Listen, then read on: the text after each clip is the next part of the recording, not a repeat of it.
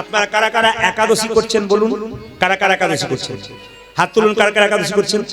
আচ্ছা দেখুন, এই যে একাদশীটা 15ই, এদিকে এদিকে, একাদশী কিন্তু 15ই পৌষ। এই একাদশীটার নাম কি? হরে কৃষ্ণ, পুত্রদা একাদশী। যে মায়েদের পুত্র আছে, সন্তান আছে, কন্যা আছে, প্রত্যেক মাকে এই পুত্রদা একাদশী পালন করা দরকার। কিন্তু এর পরে মাঘ মাসে যে একাদশী আসছে, ওই একাদশীটার নাম হচ্ছে কি? জয়া একাদশী, ভৈমী একাদশী। কোনটা বলুন তো? যেটা মাঘ মাসের শুক্লপক্ষের প্রথম একাদশী, এটার নাম হচ্ছে জয়া ষট্টিলা একাদশীও বলা হয়। আচ্ছা মায়েরা, কিছু মনে করবেন না, এই যে আগামী 15 তারিখে যে একাদশী পালন করবেন, তার সঙ্গে আমি ওই একাদশী একটা তুলনা করে দিই। পালন করবেন আপনারা, কিছু মনে করবেন না। পুত্রদা একাদশী কেন পালন করলেন? না, একজন রাজা ছিল, তার নাম সুকেতু, তার সন্তান ছিল না। বনে গিয়ে এক মুনির সঙ্গে দেখা করলো, লোমস মুনি। মুনি বললেন, কি ব্যাপার তোমার? আমার সন্তান হয় না, আমাকে আশীর্বাদ করে যেন সন্তান হয়। আমার স্ত্রী কাঁদছে, ঘরে শান্তি নাই, আমার রাজত্ব পরে কি পরিচালনা করবে আমার ছেলে মেয়ে যদি না থাকে? যাও, আজকে পুত্র একাদশী, এই ফলমূল খাও, দেখবে তোমার পুত্র একাদশী করলে পুত্র লাভ হবে। রাজার পুত্র লাভ হয়েছিল এবং সুন্দরভাবে রাজ্য পরিচালনা হয়েছিল, রাজার রাজ্যের মানুষ সুখী হয়েছিল। আমি আপনাদের বলবো, আগামী মাঘ মাসে শুক্লপক্ষে জয়া একাদশী আসছে। ও মায়েরা, একাদশীর দিনে লঙ্কা খান? জোরে বলুন হ্যাঁ না বলবেন। অনেকে বলছে না ভয়ে, বলছে লঙ্কা খান। যে খাই সে ভাবছে যে খেয়ে ফেলেছে, আর বলার দরকার নেই। না না, যদি খেয়ে ফেলেছেন বলে রাখি, আপনারা একাদশীর দিনে লঙ্কা খাবেন না। অনেকে দেখবেন টমেটো চাটনি খায়, খাবেন না। এই যে জয়া একাদশী, এই একাদশী আপনারা পালন করবেন কোন দিন? আগামী মাঘ মাসের শুক্লপক্ষের এর পরের একাদশী হচ্ছে জয়া একাদশী। কোন একাদশী বাদ দেবেন না। মুসলিম সমাজে 30 দিনের মধ্যে 30 দিন রোজা রাখে মুসলিম ভাইরা। দেখবেন সকাল থেকে সন্ধ্যে পর্যন্ত ওরা জল খাওয়া তো দূরের কথা, থুতু পর্যন্ত করে না। কদিন? 30 দিন। আর আমাদের 15 দিন পর একদিন কিছু খেতে পাবো, অথচ আমরা একাদশী করবো না। এটা লজ্জার ব্যাপার। একজন মুসলিম ছেলেকে জিজ্ঞেস করুন, তুই একাদশী করিস? দেখবেন বলবে হ্যাঁ করে। তুই রোজা করিস? বলবে হ্যাঁ করি। কিন্তু একজন হিন্দু ছেলেকে জিজ্ঞেস করুন যে তুই একাদশী করিস, তখন হিন্দু ছেলেটা কি বলবো বলুন তো? ওইসব মা কাকিমারা করে, ওসব আমরা করি, মানে আমরা শেখাতে পারি না যে তোকে করতে হবে। শাস্ত্র বলল 8 থেকে 80 বছর পর্যন্ত সবাই কিন্তু একাদশী পালন করতে পারে। 8 থেকে 80 বছর পর্যন্ত একাদশী একটা তত্ত্ব আছে। এক সময় পাপ আর পুণ্য, পুণ্যকে ভালো জায়গা দিয়েছে, পাপ কেঁদে কেঁদে ভগবানকে বলছে, প্রভু তুমি তো পুণ্যকে সব জায়গা দিলে, আমাকে জায়গা দিতে পারলে না, আমাকে একটা ভালো জায়গা দাও। ঠিক আছে, তোমাকে সব জায়গা খারাপ দিয়েছি, একটা জায়গা ভালো দেবো। বলে কি? একাদশীর দিনে পঞ্চশস্যের মধ্যে তুমি থাকবে। চাল, গম, জব, সরিষা, ভুট্টা, ডাল, এর মধ্যে তুমি থাকবে। যদি এর মধ্যে থাকো, এর মধ্যে পাপ তুমি লুকিয়ে থাকবে। যারা একাদশীর দিনে পঞ্চশস্য খায়, তারা পাপ খায়। তাই বারবার বলবো, করজোড়ে নিবেদন করবো আপনাদের কাছে, যারা একাদশী করেন নাই তারা একাদশী করবেন, অবশ্যই আরম্ভ করুন। কি পুরুষ কি নারী, নিজের ধর্ম নিজের কাছে। আপনি করবেন, ভবিষ্যতে আপনার ছেলে মেয়ে করবে। আপনি শিখিয়ে দিয়ে যান। বাঘিনী যেমন তার বাচ্চাকে সাঁতার শেখায়, আগে বাঘিনী জলে নেমে যায়, তারপর বাচ্চাগুলো নামে। আগে আপনি ধর্মের পথে নামবেন, তবে তো আপনার ছেলে মেয়ে ধর্মের পথে নামবে। আপনি না নামলে আপনার ছেলে মেয়ে নামবে কি করে? ওই জন্য বাবাকে আস্তে আস্তে, হ্যাঁ, বাবা মাকে দুজনকে নামতে হবে, তবে কিন্তু ছেলেরা নামবে। আপনি শিখিয়ে দিয়ে যান। একজন বলছে আমার ছেলের জন্য আমি 1 কোটি টাকা রাখলাম, আর চিন্তা নেই। আমি বললাম, ছেলের জন্য 1 কোটি টাকা ব্যাংক ব্যালেন্স রাখলেন, ছেলেকে কেমন তৈরি করলেন? এরকম তৈরি করলেন না এরকম তৈরি করলেন? যদি এরকম তৈরি করে দিয়ে যান, যা রেখেছেন তা নিতাই হরিবল করে দেবে। আর যদি এইরকম তৈরি করে যান, যা আছে তা তো থাকবে, গুরু গোবিন্দের কৃপায় আরো বাড়বে।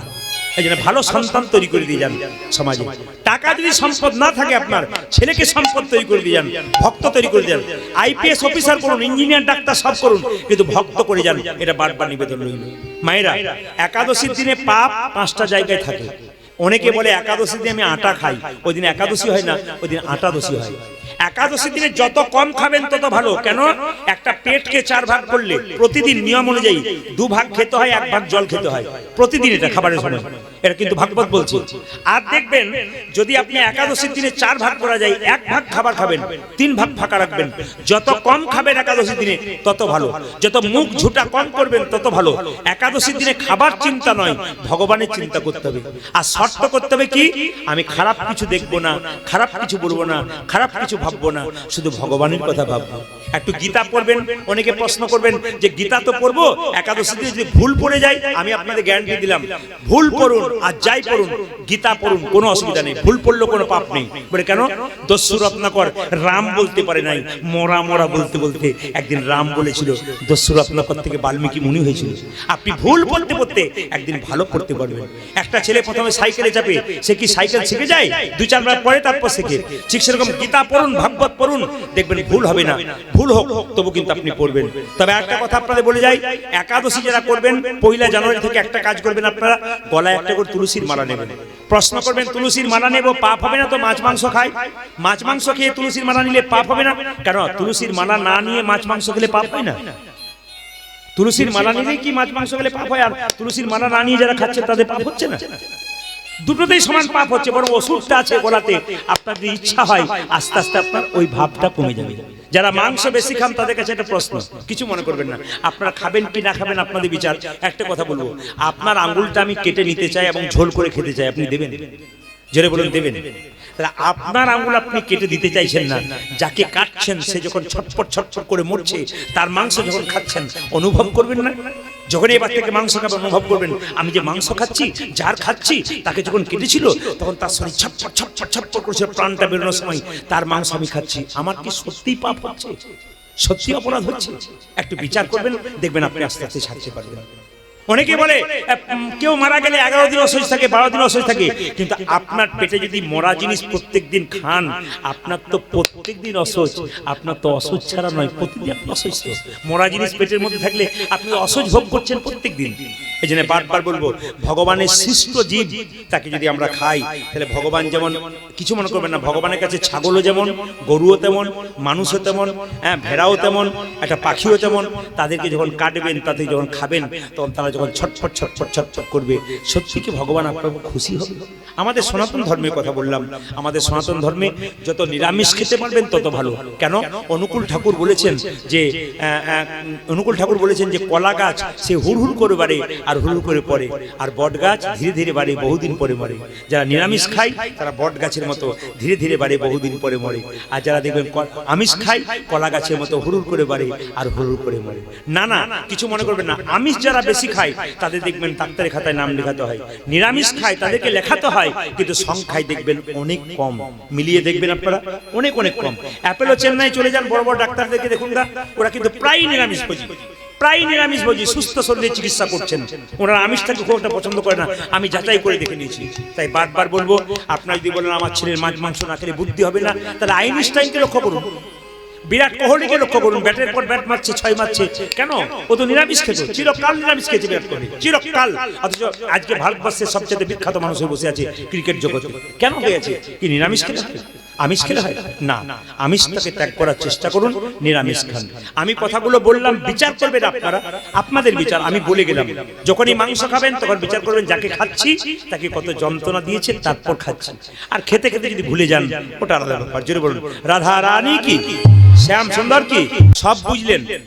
শুভ কার্তিক মাস জন্ম নিল কি মাসে? জোরে বলুন, আশ্বিন মাসে, কার্তিক মাস।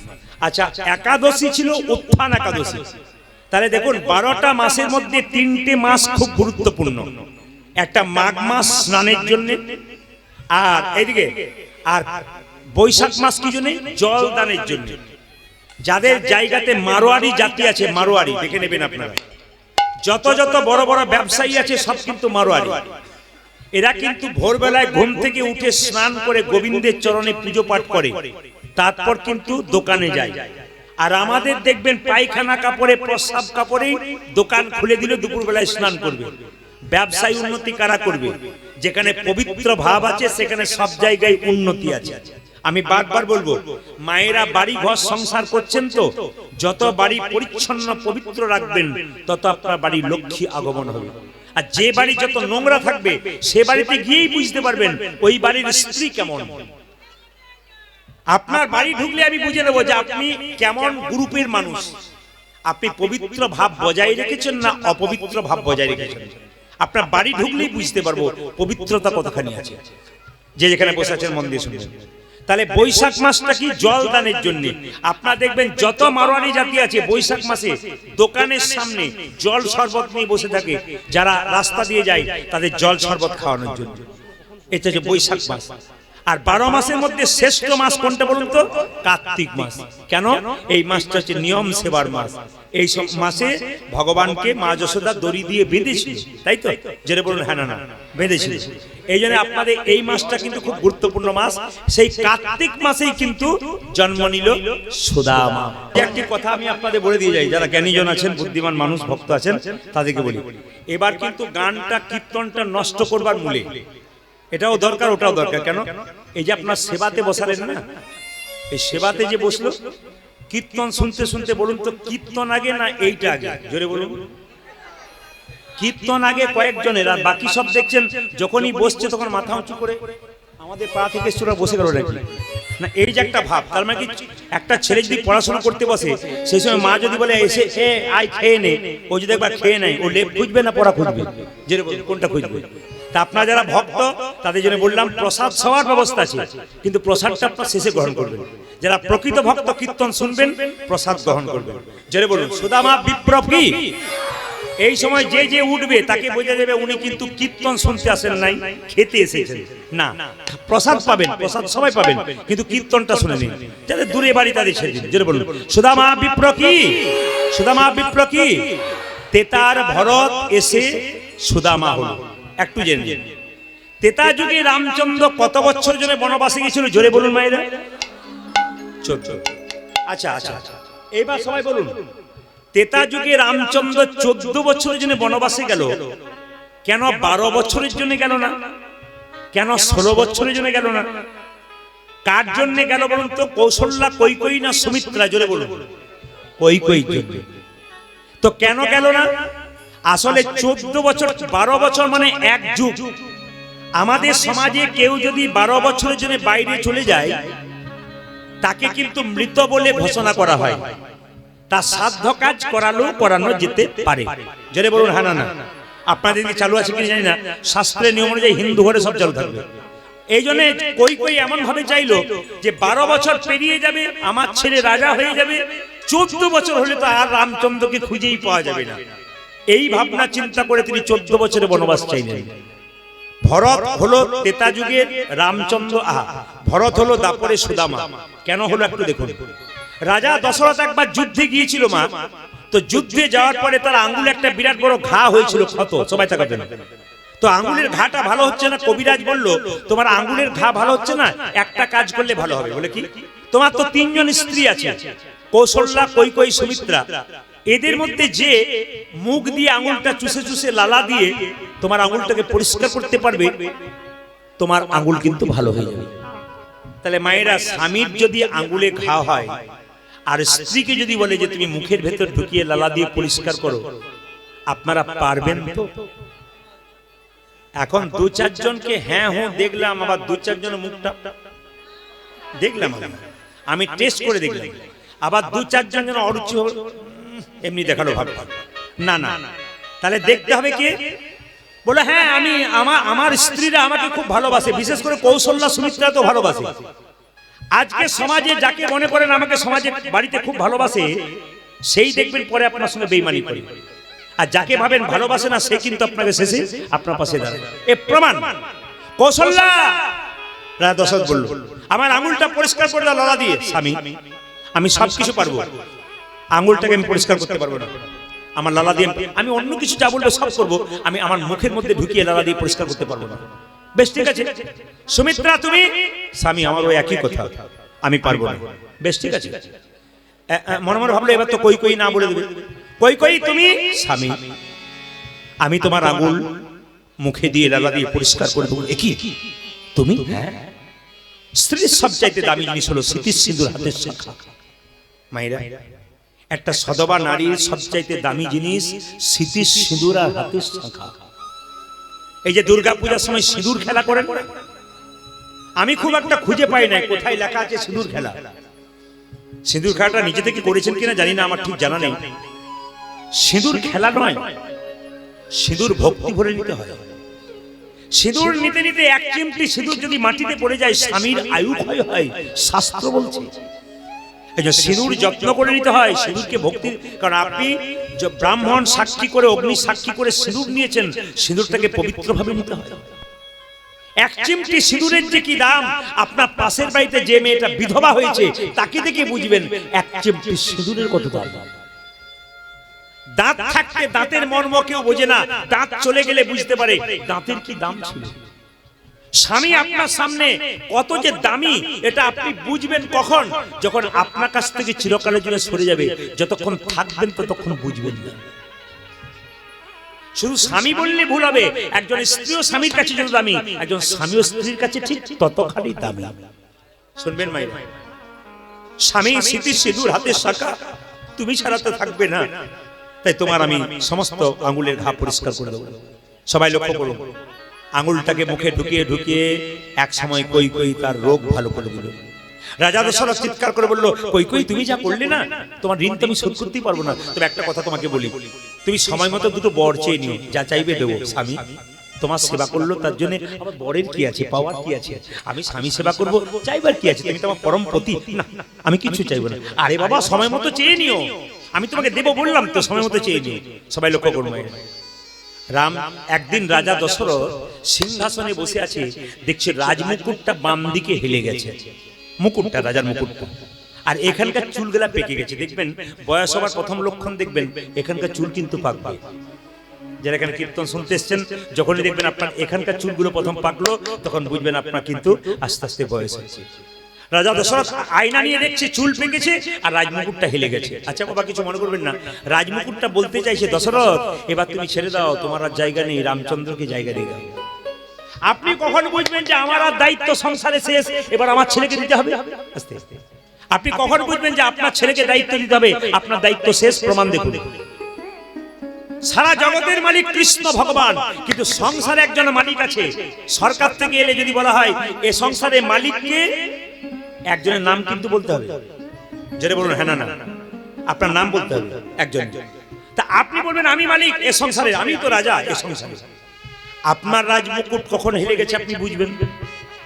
আপনি যখন রোদে গরমে পরিশ্রম করে বাড়ি আসবেন গ্রীষ্মকালের দিনে, আপনার বৌমাকে এক গ্লাস জল চাইবেন, যখন 1 ঘন্টা পর 1 গ্লাস জল আসবে, তখন বুঝবেন আপনারও রাজমুকুট হেলে গেছে।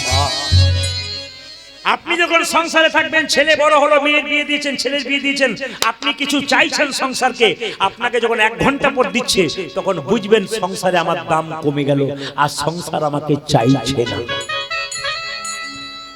সবাই লক্ষ্য করুন, রাজা দশরথ রামচন্দ্রকে রাজা করবেন কাল সকালে বলে দিলেন, রাজ্যাভিষেক হবে রামচন্দ্র।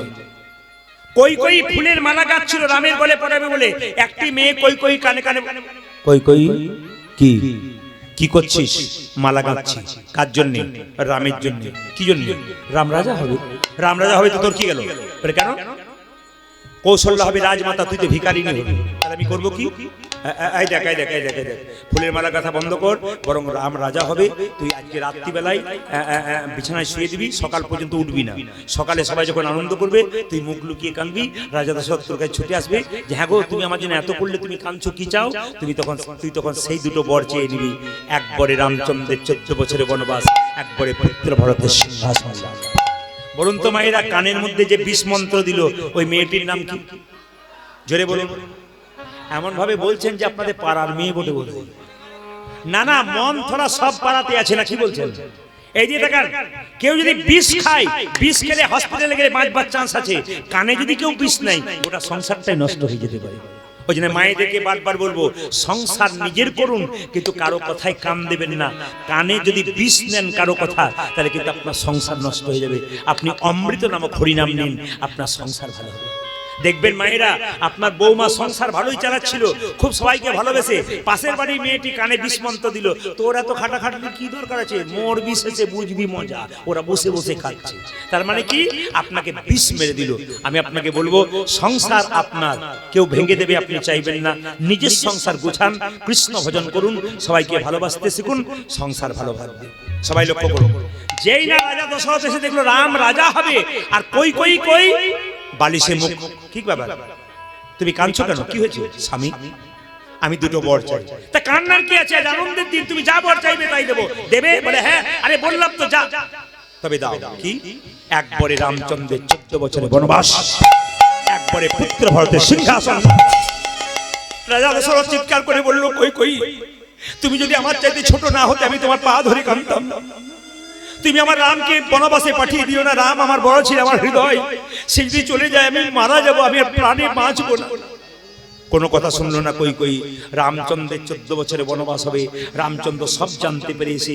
কই কইকে বললে, মা তুমি ভালোই করেছো, তুমি বনবাসে পাঠালে কত ভক্ত আমার জন্য অপেক্ষা করে আছে, কত মুনি ঋষি হেট মুন্ডে ঊর্ধ্বপদে অপেক্ষা করছে আমার কৃপা পাওয়ার জন্য, তোমার জন্যই তুমি সব পেলাম।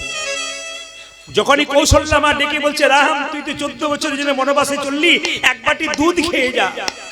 এক বাটি দুধ যে না কৌশল্যা জিদ দিচ্ছে রামচন্দ্রকে, কই কই জোর করে গিয়ে দুধের বাটিটা হাত থেকে। রামচন্দ্র বলল, মা তুমি অন্যায় করে ফেললে, যা করেছিলে এখানে একটা বিরাট অন্যায় করলে, তার জন্য তোমাকে কষ্ট ভোগ করতে হবে। রামচন্দ্র 14 বছর জেলে বনবাসে চলে গেল। ভরত ছিল মামার বাড়িতে, যখন ছুটে এলো কই কইকে বলল, মা তোমার জন্য আমার দাদা রামচন্দ্র বনবাসে গেছে, আমি তোমাকে বন্দী করে রাখলাম। মা যদি মায়ের মতো না হয় সেই মাকে ত্যাগ করা যায়। তেতা যুগে কই কইকে ত্যাগ করেছিল ভরত। বাবা যদি বাবার মতো না হয় সেই বাবাকে ত্যাগ করা যায়। ভক্ত প্রহ্লাদ হিরণ্যকশিপুকে ত্যাগ করেছিল। গুরু যদি গুরুর মতো না হয় সেই গুরুকে ত্যাগ করা যায়। বলি রাজা শুক্রাচার্যকে ত্যাগ করেছিল। যদি ঠিক মতো মনের মতো না হয়, কৃষ্ণ ভজনে বাধা দেয়, তবে তাকে ত্যাগ করা যায়।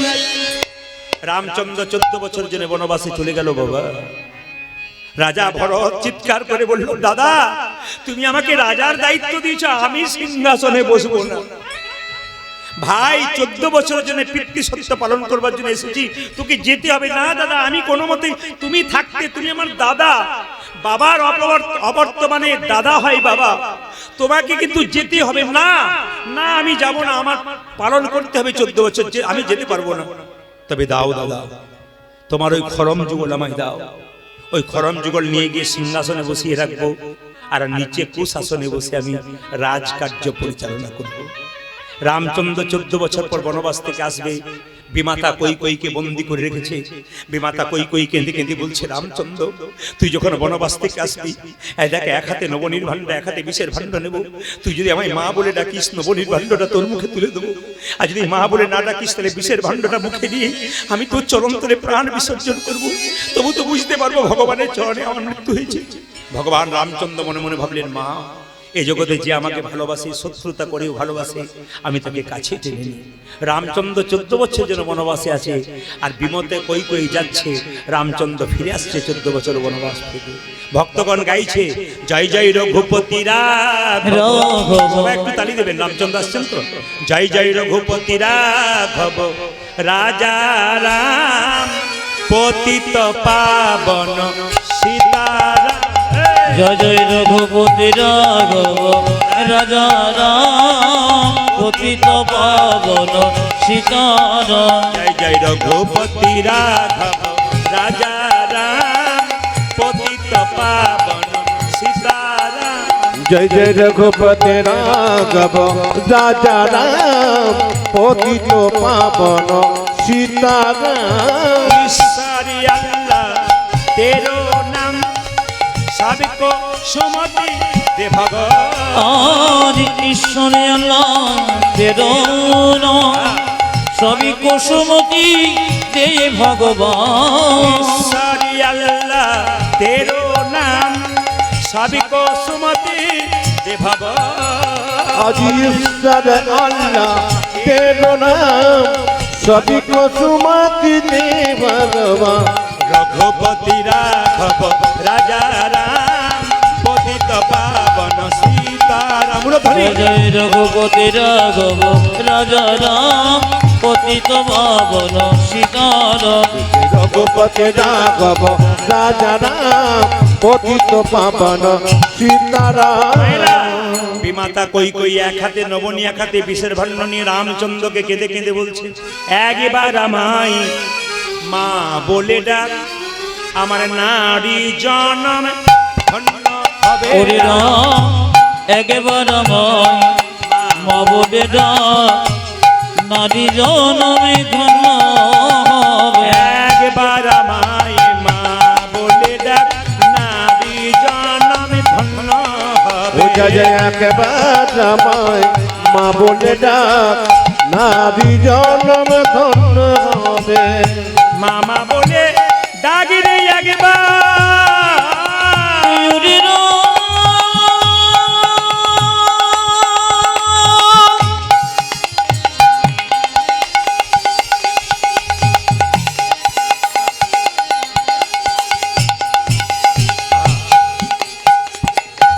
ও আমি গোপন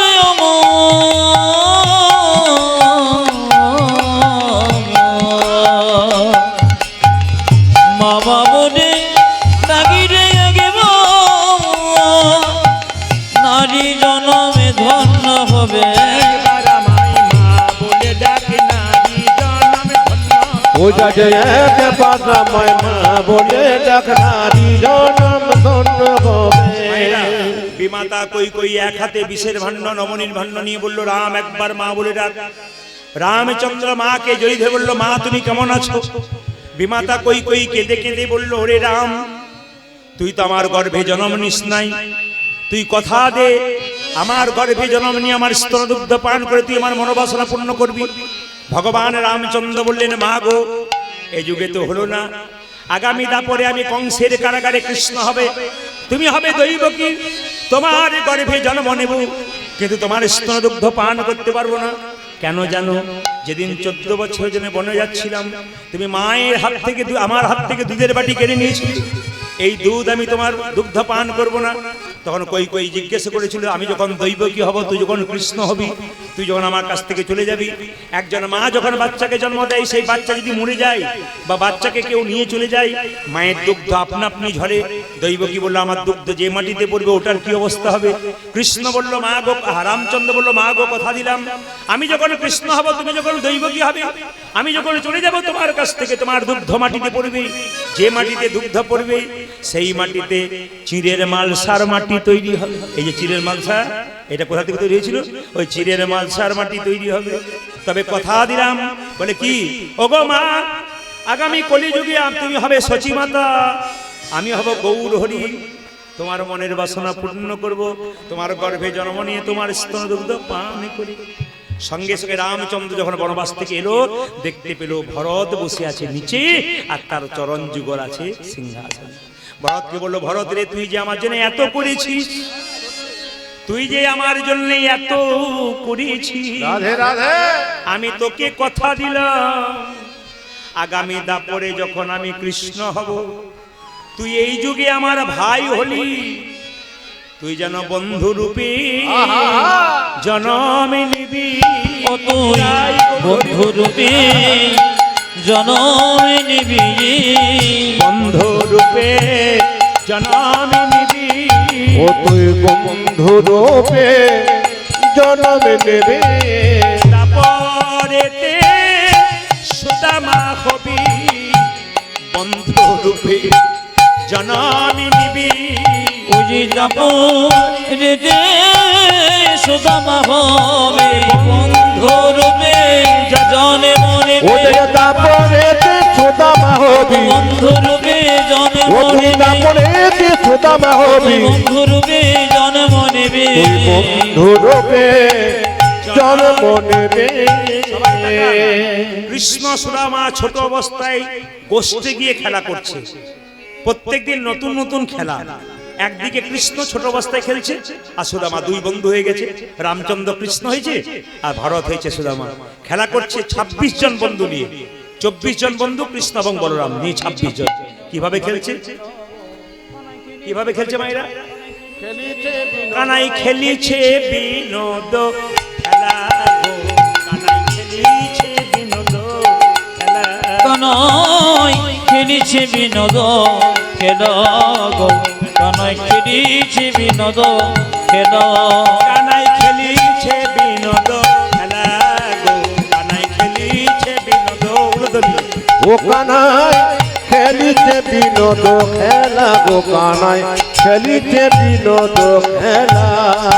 ঘটি তটে ঘটি গায়ে রাঙা মাটি কানাই গাজে রাঙ্গা মাটি কোটি তটে ধনি গায়ে রাঙা মাটি কোটি তটে উইলা আমার কালি রাঙা মাটি কোটি দটে তটি গলে দলে বনমালা গো গলে দলে বনমালা কানাই খেলিতে বিনোদ খেলা গো কানাই খেলিছে বিনোদ খেলা ও কানাই খেলিছে বিনোদ খেলা গো কানাই খেলিছে বিনোদ খেলা প্রিয় বলরাম শ্রীরাম সুদাম আজ প্রিয় বলরাম সীতাম সুদাম প্রিয় বলরাম শ্রীরাম উইলা সুদাম প্রিয় বলরাম সীতাম সুদাম সখাগণ সবে মেলি গো আজ সখা গণ সবে মেলে কানাই খেলিছে বিনোদ খেলা গো খেলিছে বিনোদ খেলা কানাই খেলিছে বিনোদ খেলা গো কানাই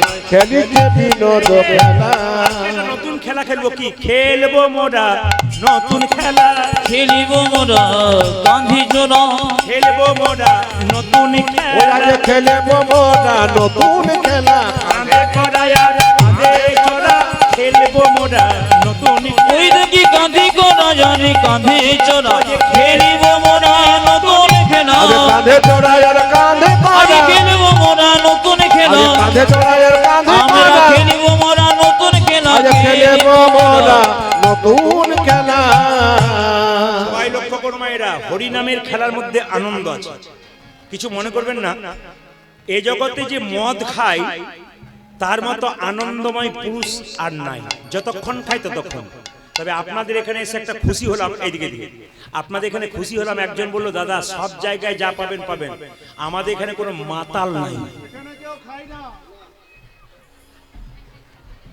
আপনাদের হাসিতেই বুঝতে পারছি পার্টি আছে আপনাদের এখানে বুঝতে পারছি হাসিতেই বুঝতে পারছি পার্টি আছে একজন তো মাঝে বসে বলছে আমি খাই ধন্যবাদ জানাই শুনে রাখুন তবে আপনাদের এলাকাতে যে দু চারজন আছে তার প্রমাণ কিন্তু আমি পেয়ে গেছি এদিকে এদিকে প্রমাণ পেয়ে গেছি আমি যখন কীর্তন করতে ঢুকছিলাম ফোনের মাধ্যমে আসছিলাম যেই না গ্রামটা থেকে একটু দূরে আছি ঢুকবো আর মাঝখানটাতে একজন আমাকে গাড়িটা আটকে বলছে আপনি প্রদীপ বাবু না আমি তখনই বুঝলাম পার্টি আছে বলছে আপনার তো আজকে এখানে গান আছে চণ্ডী মাতার মন্দির আমার কাছে আছে আমার আপনি সকাল থেকে কি আরম্ভ করেছেন বলছে একটু না খেলে একটু না খেলে আনন্দ হয় না আপনি একটা কবিতা বলুন বললাম কবিতা তো আমার জানা নাই উনি বলছেন আমি বলবো বললাম দু লাইন বলো বেশি বলার দরকার নেই উনি কি বলছেন দেখুন আপেলে পোকা দুধে জল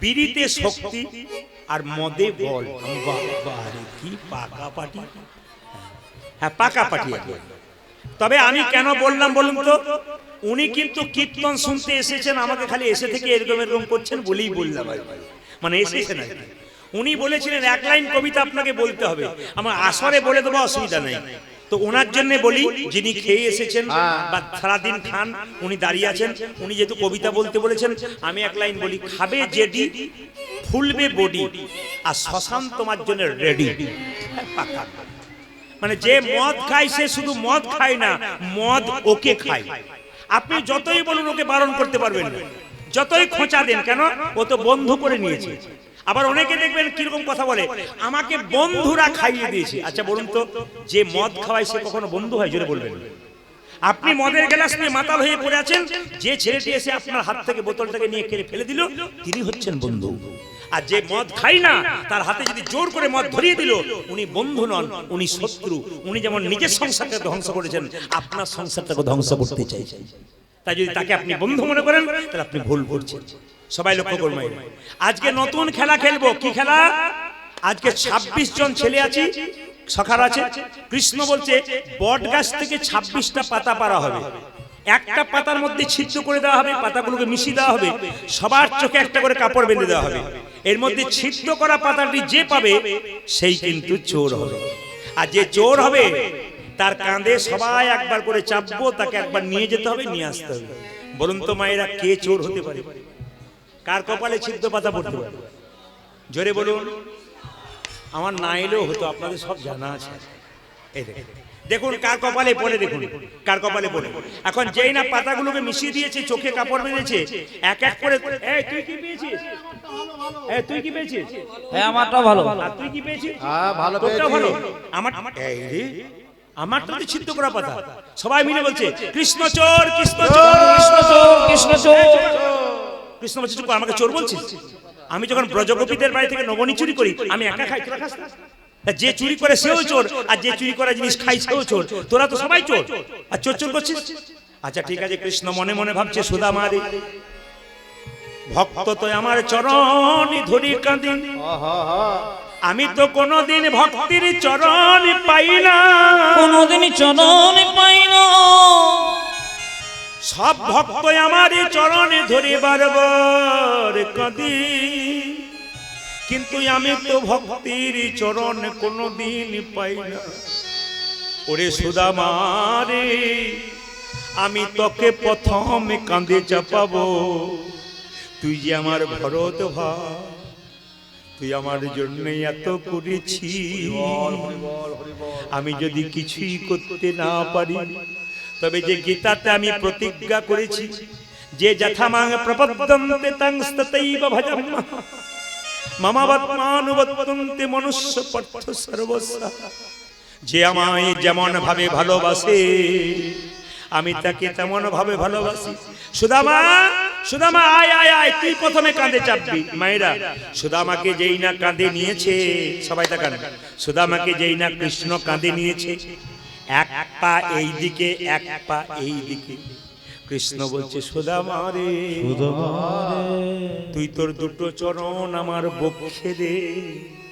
যেই না সুদামা দুটো চরণ বক্ষে দিয়েছে, কৃষ্ণ ছুটতে ছুটতে যাচ্ছে, কৃষ্ণের চোখের জল সুদামার পায়ের উপরে পড়েছে।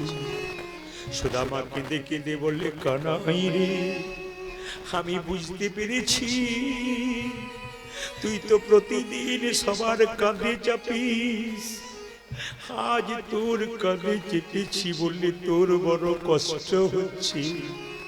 কৃষ্ণ বলে, না রে কানাই, এ তো আনন্দের কান্না, আনন্দের কান্না। কান্না দুর্গম হয় একটা সুখের একটা দুঃখে। আমার আজ বড় আনন্দের দিন, আমি ভক্তকে কাঁধে করে নিয়ে যেতে পেরেছি। সুদামাকে যেই না জড়িয়ে ধরেছে, সুদামা বলছে, অত জোরে ছুটিস না ভাই, আমি পড়ে যাব যে। কৃষ্ণ বললে, জগতে যে জন আমাকে জোর করে ধরে রাখতে পারে, তার জীবনে পড়বার কোনো দিন হরি বল, হরি বল। ভগবান বললেন, আমাকে যে একবার, আমাকে যে একবার জোর করে ধরতে পারে, তার তো ভয় খাবার কোনো উপায় না। এ জগতে কোনো ভক্ত যদি কোনো দিকে না তাকিয়ে আমার চরণে স্মরণ করে, তার জীবন ধন্য হয়ে যাবে। সুদামা কৃষ্ণ কাহা, কৃষ্ণ সুদামাকে কাঁধে নিয়ে যাচ্ছে। সুদামা রে লইয়া কৃষ্ণ ছুটিতে লাগিলা, আমার সুদামারে লইয়া কৃষ্ণ ছুটিতে লাগিল, সুদামা রে লইয়া কৃষ্ণ ছুটিতে লাগিলা, ও যদি সুদামা রে লইয়া কৃষ্ণ ছুটিতে লাগিল, ওরে পঙ্কয়াম্ব বৃক্ষ তলে আসিয়া দাঁড়ালা, আজি পঙ্কয়াম্ব বৃক্ষ তলে আসিয়া দাঁড়ালো, পঙ্কয়াম্ব বৃক্ষ তলে আসিয়া দাঁড়ালা। ওই একটা প্রক্ষয়াম্ব বৃক্ষ তলে আসিয়া দাঁড়ালো। তুই দাঁড়া ভাই দাঁড়া, ও তুই দাঁড়া ভাই, দাঁড়া ভাই, দাঁড়া ভাই দাঁড়া, ও তুই দাঁড়া ভাই, দাঁড়া ভাই, আমন করে ছুটিস না ভাই, দাঁড়া ভাই দাঁড়া ভাই, ও তুই মনে করে ছুটিস না ভাই, দাঁড়া ভাই, দাঁড়া ভাই, আমন করে ছুটিস না ভাই, দাঁড়া ভাই দাঁড়া ও তুই এমন করে ছুটিস না ভাই, দাঁড়া ভাই, দাঁড়া ভাই। পঙ্কয়াম্ব বৃক্ষ তলে আসিয়া দাঁড়ালো, ওই একটা প্রক্ষয়াম্ব বৃক্ষ তলে আসিয়া দাঁড়ালো। আজি পঙ্কয়াম্ব বৃক্ষ তলে আসিয়া দাঁড়ালো। এই কানাই দাঁড়া দাঁড়া, বড় খিদে পেয়েছে, ওইটা আম গাছ, মিষ্টি মিষ্টি আম পেড়ে খাবো।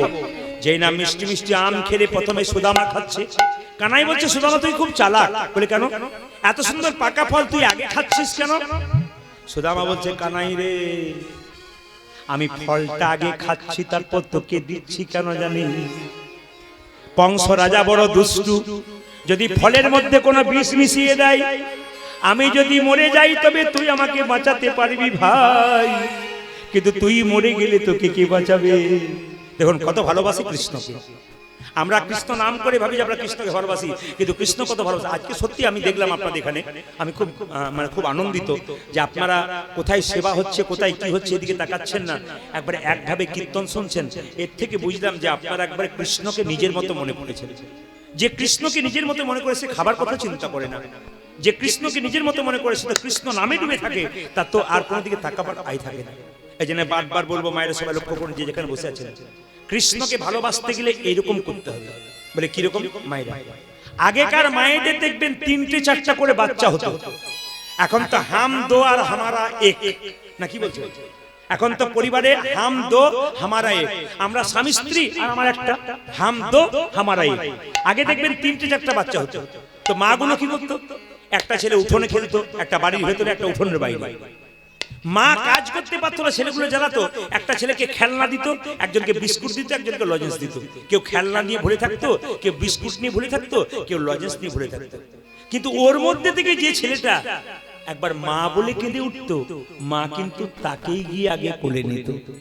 ভগবান কাউকে গাড়ি দিয়ে ভুলিয়েছে, কাউকে বাড়ি দিয়ে ভুলেছে, সুন্দরী স্ত্রী দিয়ে ভুলেছে, টাকা দিয়ে ভুলেছে। এর মধ্যে থেকে যে একবার হা কৃষ্ণ প্রাণ গোবিন্দ বলে ডাকতে পারবে, ভগবান একমাত্র তাকেই কাছে টেনে। সবাই তাকান মায়েরা, একবার মা যশোদা কৃষ্ণের মঙ্গলের জন্য যশোমতী কৃষ্ণকে কোলে নিয়ে গেল, কতগুলো প্রদীপ, কতগুলো ঘিয়ের প্রদীপ যমুনার জলে ভাসিয়ে দিচ্ছে। হাজার হাজার প্রদীপ ভক্তরা ভাসাচ্ছে, কিন্তু কৃষ্ণ যমুনার কিনারে দাঁড়িয়ে আছে। যে প্রদীপগুলো কৃষ্ণের পায়ের সামনে যাচ্ছে, কৃষ্ণ সেগুলোকে তুলে তুলে নিয়ে আঁচলে বাঁধছে। যশোমতী জিজ্ঞেস করলো, এত প্রদীপ থাকতে তুই এই প্রদীপগুলো নিলি কেন? বলছে, মা গো, এত এত প্রদীপ সমুদ্রের জলে ভেসে যাচ্ছে, যে প্রদীপগুলো আমার চরণের ধারে ধারে যাচ্ছে, একমাত্র তাদেরকে আমি কাছে কাছে টেনে নিয়েছি। এই সংসার সমুদ্রে আমরা আমার করে কতজন ভেসে যাচ্ছি, কিন্তু ওর মধ্যে যেজন একবার কৃষ্ণের চরণের ধারে ধারে যেতে পেরেছে, নিতাই গৌর হরিবল বলে কৃষ্ণ তাকে কাছে টেনে নিয়েছে। কি সুন্দর যুক্তি দেখুন। হ্যাঁ হ্যাঁ, একটা সুন্দর কথা বলি মায়ের, এই দিয়ে তাকান, মন কিন্তু আপনার এখানে থাকবে, অন্যদিকে থাকবে না। এটা প্রমাণ কি? এগুলো যতগুলো বলছি রামকৃষ্ণ দেবের কথা, কিন্তু রামকৃষ্ণ দেব বললেন, কিছু মনে করবেন না, রামকৃষ্ণ দেব বললেন যে আগেকার মায়েরা খুব গরিব ছিল, তো বড় লোকের বাড়িতে কাজ করতে যেত, নিজের 3 বছরের ছেলেটাকে ধুলোতে ফেলে যেত। এখানে খেলা কর, আমি যাই বাবু বাড়ি কাজ করে আসবো, তোকে খেতে দেবো। নিজের ছেলের জন্য পরের বাড়িতে কাজ করতে যেত। বড় লোকের বাড়িতে গিয়ে ওই বয়সের একটি ছেলে, নিজের ছেলেটা 3 বছর বয়স, আর বড় লোকের বাড়িতে গিয়ে 3 বছরের বাচ্চাটাকে নিয়ে নাচাতো, ঘুরে ঘুরে বেড়াতো, স্নান করাতো, জামা পরাতো, খাওয়াতো। কিন্তু যতই মা বড় লোকের ছেলেকে খাওয়াক আর নাচাক, মন কিন্তু তার ধুলোই পড়া ছেলেটার দিকে থাকবে। আপনার গাড়ি বাড়ি টাকা পয়সা ধন দৌলত যতই থাকুক না কেন, আপনার মন কিন্তু গোবিন্দ চরণে থাকবে। মায়েরা, এভাবেই কিন্তু কৃষ্ণ সুদামার খেলা শেষ হয়ে গেল। কৃষ্ণ এক সময় কংসকে ধ্বংস করার জন্য মথুরার রাজা হয়ে গেল। মায়েরা, এদিকে তাকাবেন, যেই না মথুরা রাজা হয়ে গেল, আপনাদের কাছে একটা জিজ্ঞেস করা আছে যারা কীর্তন শুনছেন, কৃষ্ণকে কংস কোনো অস্ত্র দিয়ে মেরেছিল? জোরে বলুন, যারা ভাগবত পড়েছে বলুন বাবা, কি মেরেছিল? না। কি দিয়ে মেরেছিল? ঘুষি দিয়ে? না, কৃষ্ণ কংসকে মারেই নাই। কংস কৃষ্ণকে দেখে আঁতকে উঠে মরে গেছিল, হার্ট অ্যাটাক। তাহলে কৃষ্ণের কত পাওয়ার দেখুন। কৃষ্ণকে দেখে কংস মারা গিয়েছিল। শুধু তাই নয়, শুধু কৃষ্ণ একটা ঘুষি দেবার ভান করেছিল, ওতেই কংস মারা গিয়েছিল। কংস নিধন করবার জন্য যখন বৃন্দাবন ছেড়ে মথুরায় চলে গেল, তখন বৃন্দাবনে কে কাঁদছে জানেন? সবাই কাঁদছে, তার সঙ্গে কাঁদছে কে? সুদামা। কেঁদে কেঁদে বলছে, কানাই, তুই আমায় ফাঁকি দিয়ে চলে গেলি ভাই, তুই যে আমার প্রাণের ভাই বন্ধু, তুই চলে গেলে আমি কি নিয়ে বাঁচবো? ওরে বজের কানো রে, কোন দুঃখে তুই রাজা হলি মথুরাপুরে। ওরে ব্রজে কাননে, কোন দুঃখী তুই রাজা বলে মথুরাপুরে। ওরে বজের কানুরে কোন দুঃখে তুই রাজা হলি মথুরাপুরে। ওরে ব্রজের কাননে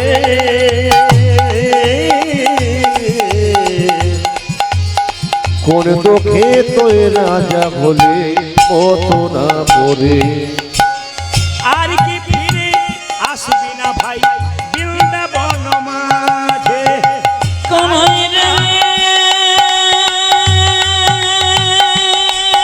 কানাই রে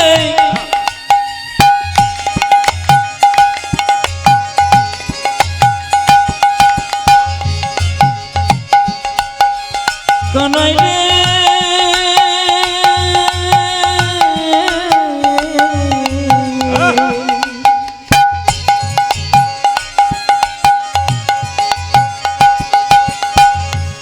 কানাই রে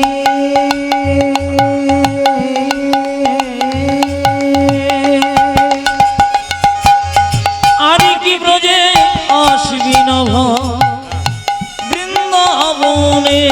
ওরে আর কি ফিরে আসবি না ভাই বৃন্দাবন মাঝে। উচ্চাদে আর কি ভিজে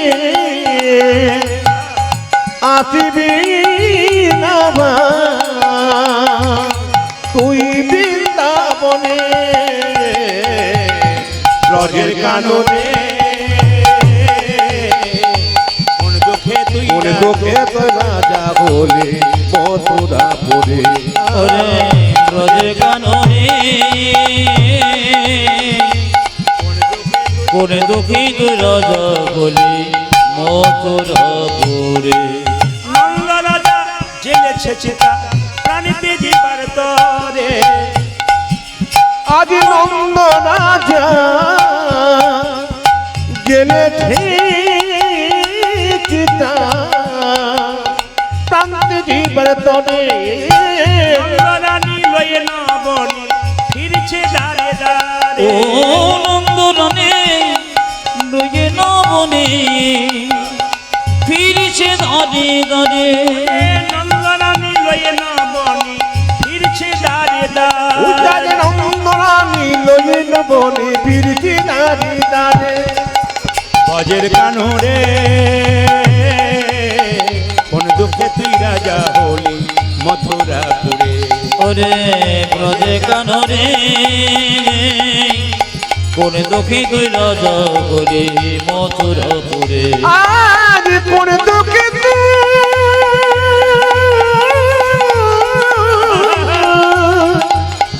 রাজা বলি মথুরাপুরে। পুরী গান মায়েরা আমরা মানুষ হয়ে যা পারলাম না, বৃন্দাবন কোনদিন গেলে দেখবেন যে গরুগুলো চড়াট করছে একবার চিৎকার করে দেখবেন কানাই। দেখবেন যে গরুটা ঘাস খাচ্ছিল ও ঘাসটা মুখ থেকে ফেলে দিয়ে এদিক ওদিক তাকাবে আমাদের কৃষ্ণ কোন। বৃন্দাবনের গাভীগুলো কৃষ্ণ চিনতে পারলো, লজ্জার ব্যাপার আমরা চিনতে পারলাম। সুদামা খাই না, এক পাশে পড়ে থাকে। মা বলে সুদামা সামান্য কিছু খেয়ে নে, মরে যাবি বাবা। না, আমার কৃষ্ণকে এনে দাও, আমার কৃষ্ণ মথুরা রাজা হয়েছে, কৃষ্ণ চাই, কৃষ্ণ চাই। যদি কেউ কৃষ্ণ কৃষ্ণ বলে তবে কৃষ্ণ তাকে দেখা দেয়, সে শত্রু রূপে হোক আর বন্ধু রূপে হোক, সবাই থাকে না।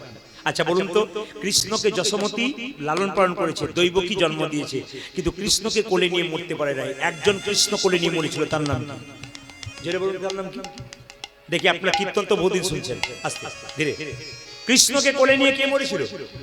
পুতনা। পুতনা মনে নাই? জোরে বলুন।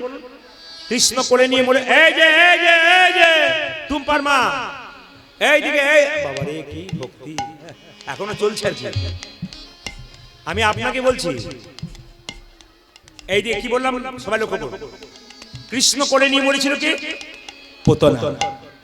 পুতনা বলেছিল কৃষ্ণ কই, কৃষ্ণ কই, কৃষ্ণ কই, কৃষ্ণকে মারবো, কৃষ্ণকে ধরবো। কেন? স্তনের মধ্যে বিষ মাখিয়ে মারবার চেষ্টা করেছিল। যেই না কৃষ্ণ কোলে যখন ছিল পুতনার, যখন পুতনার স্তনের মুগ্ধ দেবে, মুখটা দেবে, তখন কিন্তু কৃষ্ণ পুতনার তাকানি দেখে কৃষ্ণ কিন্তু চোখটা মুজে দিয়েছিল। অনেকে বলছে তাহলে কৃষ্ণ ভয় খেয়ে গেছে। জগতের মালিক কৃষ্ণ কখনো ভয় খায়? পুতনার দিকে তাকিয়েছিল, হঠাৎ পুতনাকে দেখে চোখ দুটো মুজলো। কেন? পুতনা, তুমি তো মা হয়ে এসেছো, স্তনে বিষ মাখাও আর অমৃত মাখাও। তুমি তো মা হয়ে এসেছো, তোমাকে কোথায় জায়গা দেবো, স্বর্গে না নরকে? পুতনার স্তনদুগ্ধে যে না টান মেরেছে জোরে কৃষ্ণ, পুতনা প্রাণ বেরোবে বেরোবো, তখন পুতনা একটা আহ্বান, দেখুন শেষ আহ্বান। পুতনা কেঁদে কেঁদে বলছে, কৃষ্ণ আমি জানি তোমার হাতে আমি মরবো, তুমি যেভাবে স্তনদুগ্ধে টান মেরেছো আমার প্রাণটা বেরিয়ে যাবে, কিন্তু একটা শর্ত আছে, আমার প্রাণ বেরোবে না। বলে কি? আমি তোমার চোখের দিকে তাকাবো। পুতনা বলছে, আমি তোমার চোখের দিকে তাকাবো। চোখের দিকে তাকাতে তাকাতে আমার চোখ থেকে জল পড়বে তোমার পায়ে, আর তোমার পায়ে যখন চোখে জল পড়বে আমার, তখন তুমি আমাকে মেরো, তার আগে তুমি মেরো। পুতনার চাউনিটা দেখো, আমাদের কোন চাওয়া আছে? বলছে, কৃষ্ণ আমি তোমার চোখের দিকে চেয়ে আছি, তুমি আমার চোখের দিকে চেয়ে আছো, আমি জানি তুমি আমাকে মেরে ফেলবে, আমি মরতে চাই, আমি মরবো তোমার হাতে, কিন্তু তোমার চোখের দিকে তাকিয়ে আছি, তাকাতে তাকাতে আমার চোখ থেকে জল পড়বে, আর সেই জল যখন তোমার চরণকে ধুয়ে দেবে তখন আমার প্রাণ বার করবে, তার আগে বের করবে। পুতনা মারা গিয়েছিল মা, কিন্তু পুতনার দেহটা অবাক হয়ে যাবেন, বিরাট দেহ তো, কেটে কেটে বিরাট দেহ কেটে কেটে চিতাতে পোড়ানো হয়েছিল। তো পুতনার দেহটাকে যখন টুকরো করে কাটা হয়েছিল, তখন পুতনার দেহ থেকে অমৃতের সেন্ট বেরোচ্ছিল, সুগন্ধ। কেন বলুন তো? পুতনা তো বিষ মাখিয়ে এসেছে, অমৃতের সুগন্ধ কেন? ভগবান তার সুন্দর মুখ দিয়ে, অমৃতের মুখ দিয়ে তার দুগ্ধ পান করেছে, এই জন্য গোটা শরীরটা তার অমৃত হয়ে গেছে। মায়েরা, এখানে একটা শিক্ষা আছে, যাদের ভেতরে এখনো অন্যায় আছে, অত্যাচার আছে, ভেতরে অনাচার আছে, আচার নাই, বিচার নাই, যদি কৃষ্ণের অমৃতময় সুধা পান করতে পারে, তবে তাদের ভেতর বাহির দুটোই কিন্তু নেতাই গৌর হরি বল সুন্দর। এই জন্য আপনারা কীর্তন শুনতে এসছেন, আপনাদের ভেতর বাহির দুটোই ভালো হয়ে যাবে, যদি অমৃতময় কীর্তনের মানে কৃষ্ণের স্পর্শ আপনারা পান এবং পেয়ে গেছেন। সবাই লক্ষ্য করুন, যখন সুদামা খাচ্ছে না, মা বলছে খেয়ে নে, মরে যাবি না, আমি খাবো না, আমার কৃষ্ণ চাই, কৃষ্ণ চাই। কৃষ্ণ কংসকে ধ্বংস করে উজ্জয়িনীতে গেল, মধ্যপ্রদেশ উজ্জয়িনী, ওখানে গিয়ে গেল কি করতে? পড়াশোনা করতে, সন্দীপনী মুনি আশ্রমে। আচ্ছা, কিছু মনে করবেন না, যারা উজ্জয়িনী যেতে চান, অনেক জায়গায় বেড়াতে যান, একটা জায়গায় যেতে বলবো উজ্জয়িনী। উজ্জয়িনীতে তিনটি জিনিস দেখতে পাবেন, একটা মা কালীর মন্দির আছে, আর একটা শিবের মন্দির আছে, মহাকালের মন্দির। ওখানে মঙ্গল আরতি করা হয় শ্মশানের ছাই দিয়ে, শ্মশানের ছাই বস্ত্র দিয়ে ওখানে মঙ্গল আরতি কোথাও করা হয় না, উজ্জয়িনীতে করা হয়। কালিদাস ভক্ত ছিল, কিন্তু মা কালীর সেবক ছিল, কালিদাসের সেবিত বিগ্রহ মা কালী ওখানে আছে। আজকে দেখবেন যিনি যজ্ঞ করছিলেন, তিনি নবগ্রহের কথা বলছিলেন, তার মধ্যে মঙ্গল গ্রহের কথা বলছেন, যে মেয়েদের ছেলেদের মাঙ্গলিক দোষ থাকে তাদের ভবিষ্যতে খারাপ হয়, মাঙ্গলিক দোষ থেকে কাটিয়ে নিতে হয়, এটা কিন্তু উনি খুব সুন্দর বলছিলেন, আমি শুয়ে শুয়ে শুনছিলাম। তো সবাই লক্ষ্য করুন, উজ্জয়িনীতে গেলে দেখবেন মঙ্গল গ্রহের একটা মন্দির আছে, এবং ওখানে গিয়ে যদি কেউ পুজো দিতে পারে, ছেলে মেয়ে সবার মাঙ্গলিক দোষ কেটে যায়। উজ্জয়িনীতে খুব নামকরা মন্দির আছে। সেখানে সন্দীপন মুনির বিশ্ববিদ্যালয় ছিল, ওটাকে বিদ্যাশ্রম বলা হতো, বৃদ্ধাশ্রম নয় যেখানে বুড়োরা থাকে, বয়স্করা থাকে, বিদ্যাশ্রম, বিদ্যা আশ্রম, যেখানে বিদ্যা শিক্ষা দেওয়া হয়। ওখানে কৃষ্ণ বলরাম পড়াশোনা করতে গেছে, আর সুদামার বাবা মোটু ব্রাহ্মণ মনে মনে ভাবলো, ছেলে তো আর বাঁচবে না, খাওয়া দাওয়া কিছু করছে না, আমি চলে যাই, ওই আশ্রমে গিয়ে আমার ছেলেকে ভর্তি করে দেবো। এখন গুরুদেবের নাম করতে করতে সুদামাকে নিয়ে তার বাবা চললো কোথায়? সন্দীপন মুনির আশ্রম। সবাই লক্ষ্য করুন, জয় গুরু, সবাই নিজের গুরুর নাম করুন, স্মরণ করুন, একটু হাততালি দিন। জয় গুরু, জয় গুরু, গুরুদেবের জয়। আজি জয় গুরু, জয় গুরু, গুরুদেবের জয়। জয় গুরু, জয় গুরু, গুরুদেবের জয়। জয় গুরু, জয় গুরু, গুরুদেবের জয়। গুরু পিতা, গুরু মাতা, গুরু দয়াময়। আজি গুরু পিতা, গুরু মাতা, গুরু দয়াময়। গুরু পিতা, গুরু মাতা, গুরু দয়াময়। গুরু পিতা, গুরু মাতা, গুরু দয়াময়। গুরুদেবের জয় হোক, গুরুদেবের জয় হোক, গুরুদেবের জয় হোক, গুরুদেবের জয় হোক। গুরু পিতা, গুরু মাতা, গুরুদেবের জয় হোক। আজি গুরু পিতা, গুরু মাতা, গুরুদেবের জয় হোক। গুরু পিতা, গুরু মাতা, গুরুদেবের জয় হোক। গুরু পিতা, গুরু মাতা, গুরুদেবের জয় হোক। জয় গুরু জয়, গুরু জয়, গুরু জয়, গুরু জয়, গুরু জয়, গুরু জয়, গুরু জয়। গুরু জয়, গুরু জয়, গুরু জয়, গুরু জয়। গুরুদেব সন্দীপন মুনি কি জয়, গুরুদেব সন্দীপন মুনি কি জয়। সন্দীপন মুনির একটি মাত্র ছেলে ছিল, তার নাম কি? মধুমঙ্গল। ছেলেটা জলে ডুবে মরে গেছিল, তখন থেকে তার স্ত্রী খুব কষ্ট। টাকা না, গুরুদেবের স্ত্রী সন্দীপন মুনির স্ত্রী খুব কষ্ট পাচ্ছে, কেন? ছেলে হারিয়ে গেছে। কিছু মনে করবেন না, যার সংসারে একটি মাত্র ছেলে আছে, সে যদি মারা যায় সেই মায়ের কি অবস্থা হয়? সন্দীপন মুনির স্ত্রী চুপচাপ থাকে। হঠাৎ যখন দেখতে পেল মায়েরা সুদামাকে দরজাতে, অমনি তার স্ত্রী ছুটে গিয়ে বললো, ওগো, সন্দীপন মুনিকে বলছে, শুনছো? বলে কি? দেখো দেখো, আমার ঠিক মধুমঙ্গলের মতো দেখতে, ওকে আগে চান্স দাও, ওকে আগে চান্স দাও। ছুটে গিয়ে কোলে নিল কাকে? সুদামাকে জড়িয়ে ধরল। সুদামা, তোর নাম সুদামা হতে পারে, কিন্তু আমার ছেলে মধুমঙ্গল মারা গেছে, দেখতে ঠিক তোর মতো বাবা। আজ থেকে আমার প্রাণ জুড়িয়ে গেল, আমি সুখে থাকতে পাবো, আনন্দে থাকতে পাবো। আমার ছেলেকে আমি ফিরে পেয়েছি, ঠিক আমার মধুমঙ্গলের মতো দেখতে। খুব আনন্দে দিন কাটাচ্ছে মায়েরা। সবার কাছে নিবেদন রইল, যে যেখানে বসে আছেন, যারা গুরু মন্ত্র নিয়েছেন, যারা নেন নাই, তাদের বারবার অনুরোধ করব, দীক্ষা আপনারা নেন। যদি গুরু মন্ত্র না নেন, আপনি হরিনাম ভজন করতে পারবেন, অসুবিধা নেই। দীক্ষা যদি না নেন, আপনি কীর্তন শুনতে পারবেন, অসুবিধা নেই। দীক্ষা যদি না নেন, আপনি মালা নিতে পারবেন, অসুবিধা নেই। কিন্তু দীক্ষা যতক্ষণ না নেবেন, ততক্ষণ কিন্তু গোবিন্দের সেবা করবার অধিকার পাবেন না। আপনার হাতে যে প্রসাদ, সেটা গুরুদেব আপনাকে শিখিয়ে দেবে কিভাবে প্রসাদ সেবা করাতে হয়। এটা গুরুর কাছে শিখবেন, অন্য জায়গায় শিখবেন না। যারা গুরু করেছেন তারা শুনে রাখুন, শাস্ত্র পরিষ্কার করে বলছে, গুরু যাকে তাকে করবে না। একটা 50 টাকা জিনিস কিনতে গেলে বাজার থেকে 5 বার চিন্তা ভাবনা করেন, কিনবো কি কিনবো না। গুরু যখন করবেন, বিচার করে করবেন। রামকৃষ্ণ দেব বললেন, যাকে তাকে গুরু করা যাবে না। গুরু যে জাতিতে ব্রাহ্মণ হবে তা নয়। চৈতন্য চৈতামিতে বলেছেন, কিবা বিপ্র কিবা শূদ্র, নাসিক জ্ঞানে নয়, কৃষ্ণ তত্ত্ব বেত্তা যে সেই গুরু হয়।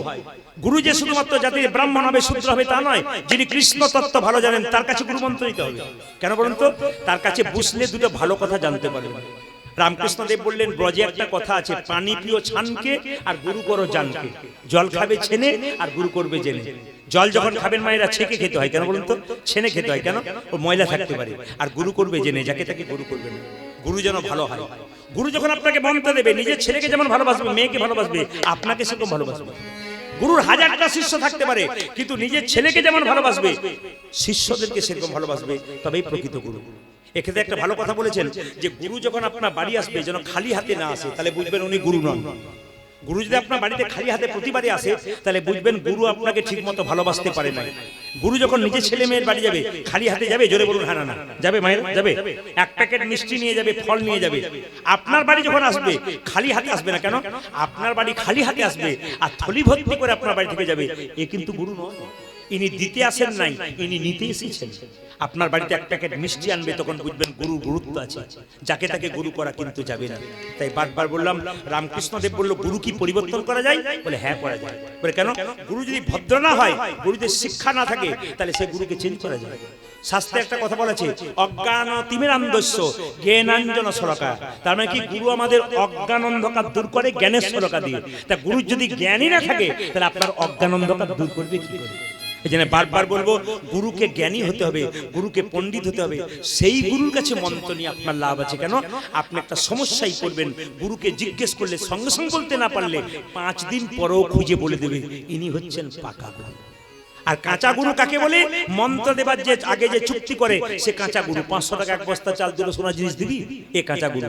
মন্ত্র দিল, বাড়ি চলে গেল, আপনার বাড়ির দিকে মুখ করলো না, কাঁচা গুরু। পাকা গুরুকে? যিনি মন্ত্র দেবার আগে চুক্তি করে না, বলে যা দিবি তাই নেব, না দিবি তাই নেব, কোনো অসুবিধা নেই। তুই আমার ছেলে, আমি তোর বাবা, তোর তো সবকিছু আমার, আবার দিবি কি? ইনি হচ্ছেন কাঁচা গুরু। গুরুদেবের ছবি বাড়িতে রাখবেন, কিন্তু কৃষ্ণের ওপরে নয়, কৃষ্ণের সোজাতে নয়, কৃষ্ণের নিচে। কৃষ্ণের ছবি ওপরে থাকবে, তার নিচে গুরুদেবের ছবি থাকবে। গুরুদেবের ছবি কোনদিন কৃষ্ণের পাশাপাশি থাকবে না, কৃষ্ণের উপরে থাকবে না, কৃষ্ণের নিচে থাকবে। আপনি গোবিন্দের চরণে তুলসী পত্র দেবেন, রাধারানীর হাতে দেবেন, কিন্তু গুরুদেবের বক্ষে তুলসী পত্র দেবেন, কোনদিন পায়ে দেবেন না। তাহলে ভুল করছেন। এই কথাগুলো আপনারা মনে রাখবেন। আর যিনি গুরুমন্ত্র নিয়েছেন, তখন মাথায় রাখতে হবে, আমাকে 3 বেলার মধ্যে একটা বেলা সময় করে নিতে হবে, যেন আমি গুরুমন্ত্র জপ করতে পারি। একটা সময় কিন্তু আপনাকে বার করতে হবে। এ কথা জানুন, যাকে আপনি গুরু করেছেন, বলছে গুরু বিনা যে জন গোবিন্দ ভজে, সে পাপী নরকেতে ভজে। আগে গুরুকে স্মরণ করতে হবে। গোবিন্দ ভজন করবে আগে। যে গুরু আপনাকে মন্ত্র দিল, তাকে বসে বসে তার মুখটা স্মরণ করবেন, তাকে প্রণাম করবেন, তারপর আপনি গোবিন্দ ভজন করবেন, তবেই কিন্তু আপনার মন্ত্র জপ করা হবে। তবে একটা প্রশ্ন আপনাদের করে, যে উত্তর কিন্তু আপনারা শেষে দেবেন।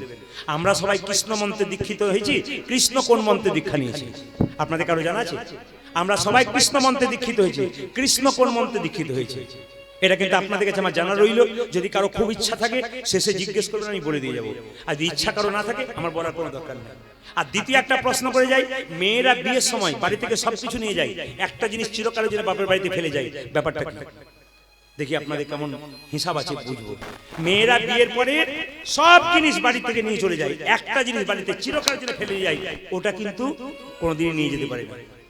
এখনকার যুগে আর হয় না, আগেকার যুগে ছিল। এখন তো হ্যালো আর গেল না, কি বলছেন? এখন তো হ্যালো আর গেল। মায়েরা সবাই লক্ষ্য করুন, সুদামার সঙ্গে কৃষ্ণের বন্ধুত্ব হলো, কি বললো? শিক্ষার উদ্দেশ্যে তথাই একত্রিত হইল। আজ শিক্ষার উদ্দেশ্যে তথায় একত্রিত হইল। কৃষ্ণ সুদামাকে গুরু গৃহে পেয়ে কি আনন্দ! কৃষ্ণ এসেছিস, এই সুদামা তুই, কৃষ্ণ তুই, জড়িয়ে ধরলো। শিক্ষার উদ্দেশ্যে তথাই, আজ শিক্ষার উদ্দেশ্যে তখন একত্রিত হইল। শিক্ষার উদ্দেশ্যে তথাই একত্রিত হইল। আজ শিক্ষার উদ্দেশ্যে তথায় একত্রিত হইল। বহুদিন পরে সুদামা আনন্দ পাইল। আজ বহুদিন পরে সুদামা আনন্দ পাইল। বহুদিন পরে সুদামা আনন্দ পাইল। আজ বহুদিন পরে সুদামা আনন্দ হইল। যে আনন্দ আর ধরে না, আনন্দ ধরে না, আনন্দ আর ধরে ও তাদের আনন্দ আর ধরে না। না। সখা পেয়ে বহুদিন আনন্দ আর ধরে না। আজ সখা পেয়ে বহুদিন আনন্দ ধরে না। সখা পেয়ে বহুদিন আনন্দ আর ধরে না। সখা পেয়ে বহুদিন, ওরে হরি হরি হরি, আজ সখা পেয়ে বহুদিন, হরি হরি হরি হরি সখা পেয়ে বহুদিন, আজ হরি হরি হরি বলে, বহুদিন, আজ হরি হরি হরি বলে, হরি সখা পেয়ে বহুদিন, আজ হরি হরি হরি বলে। হরি সখা পেয়ে ওদের বহুদিন। আনন্দ আর ধরে না। বহুদিন পরে সুদামা আনন্দ পাইল। আজ বহুদিন পরে সুদামা আনন্দ হইল। এইদিকে এইদিকে, আপনি যখন ভগবানকে ডাকবেন, ভগবান একবার আপনাকে দেখবে আপনি কেমন ডাকছেন। এইদিকে এইদিকে, যিনি ভগবানকে ডাকেন তার চাল ফুটে জল পড়ে, যিনি ভগবানকে ডাকে তার ছেলের অসুখ হয়, যিনি ভগবানকে ডাকেন তার বাজে বাজে ধাক্কা হয়। ভগবান বলছে, সোনা যখন কিনতে যাও দোকানে, স্বর্ণকার পরীক্ষা করে দেখে যখন বিক্রি করতে যাবে এতে কতখানি খাদ আছে, কতখানি সোনা আছে।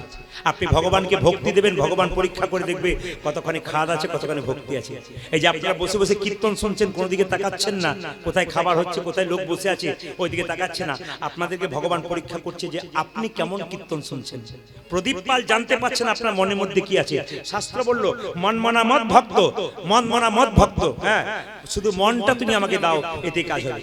ওখানে থাক, মনটা শুধু ওখানে দাও, তাহলে আমাকে কাজ হয়ে যাবে। এই জন্য বারবার বলি, মনটাকে দিতে হবে, দেখবেন আপনার কাজ হয়ে যাবে। নিজের মনটা গোবিন্দ চরণে দিন, দেখবেন আপনার কাজ হবে। ওই জন্য মনটা আপনার চাই। সবাই লক্ষ্য করুন যে যেখানে বসে আছেন, সুদামা কৃষ্ণের মধ্যে পরীক্ষা শুরু হয়ে গেল। কি পরীক্ষা শুরু হয়ে গেল? কৃষ্ণ সুদামাকে বলল, সুদামা তুই তো আমার কেমন ভালোবাসিস? সুদামা বলছে, তোকে আমি প্রাণের চেয়ে ভালোবাসি। প্রাণের চেয়ে? হ্যাঁ, প্রাণের চেয়ে। আচ্ছা সুদামা, আমি যা বলবো তুই করতে পারবি? তোর জন্য আমি সবকিছু করতে পারি, কথা দিচ্ছিস? বলে দিচ্ছি। আচ্ছা সুদামা, আজকে সকালবেলায় গুরুমা নাড়ু তৈরি করছিল নারকেলের, আমি পাই না, জিভ থেকে জল পড়ছিল। একটা কথা জিজ্ঞেস করেছিল, গুরুমা কিন্তু কৌটোতে রান্নাঘরে নাড়ু রেখেছে, একটা নাড়ু এনে দিতে পারবি? না ভাই, আমি চুরি করতে পারবো না, সব পারবো। এই যে তুই একটু আগে বলি আমার জন্য তুই প্রাণ দিতে পারিস, না আমি চুরি করতে পারবো না।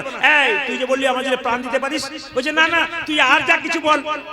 না সুদামা, আমার নাড়ুই চাই। হ্যাঁ রে, যদি গুরুমা দেখতে পাই। আরে গুরুমা তো স্নান করতে গেছে, আর গুরু বাবা কি করছে? গুরুমা স্নান করতে গেছে, আর গুরু বাবা কোথায় গেছে? সবাই লক্ষ্য করুন, গুরু বাবা মন্দিরে পুজো করছে। ওরে সুদামা, আমি দরজায় দাঁড়িয়ে রইলাম, এই দরজাতে দাঁড়িয়ে আছি, তুই এক কাজ কর। আমি না, তুই এক কাজ কর। বলে কি? না তুই আমাকে দুটো নাড়ু এনে দে, বেশি আনতে হবে না। সুদামা এক পাক করে রান্নাঘরে ঢুকেছে, একটা একটা করে নাড়ু বের করছে, আরেকটা দে, মানে যতক্ষণ না গুরুমা আসে ততক্ষণ পর্যন্ত চেয়ে যাচ্ছে। এখন চাইতে চাইতে হঠাৎ যখন গুরুমা এসেছে, সুদামা বলে উঠলো, গুরুমা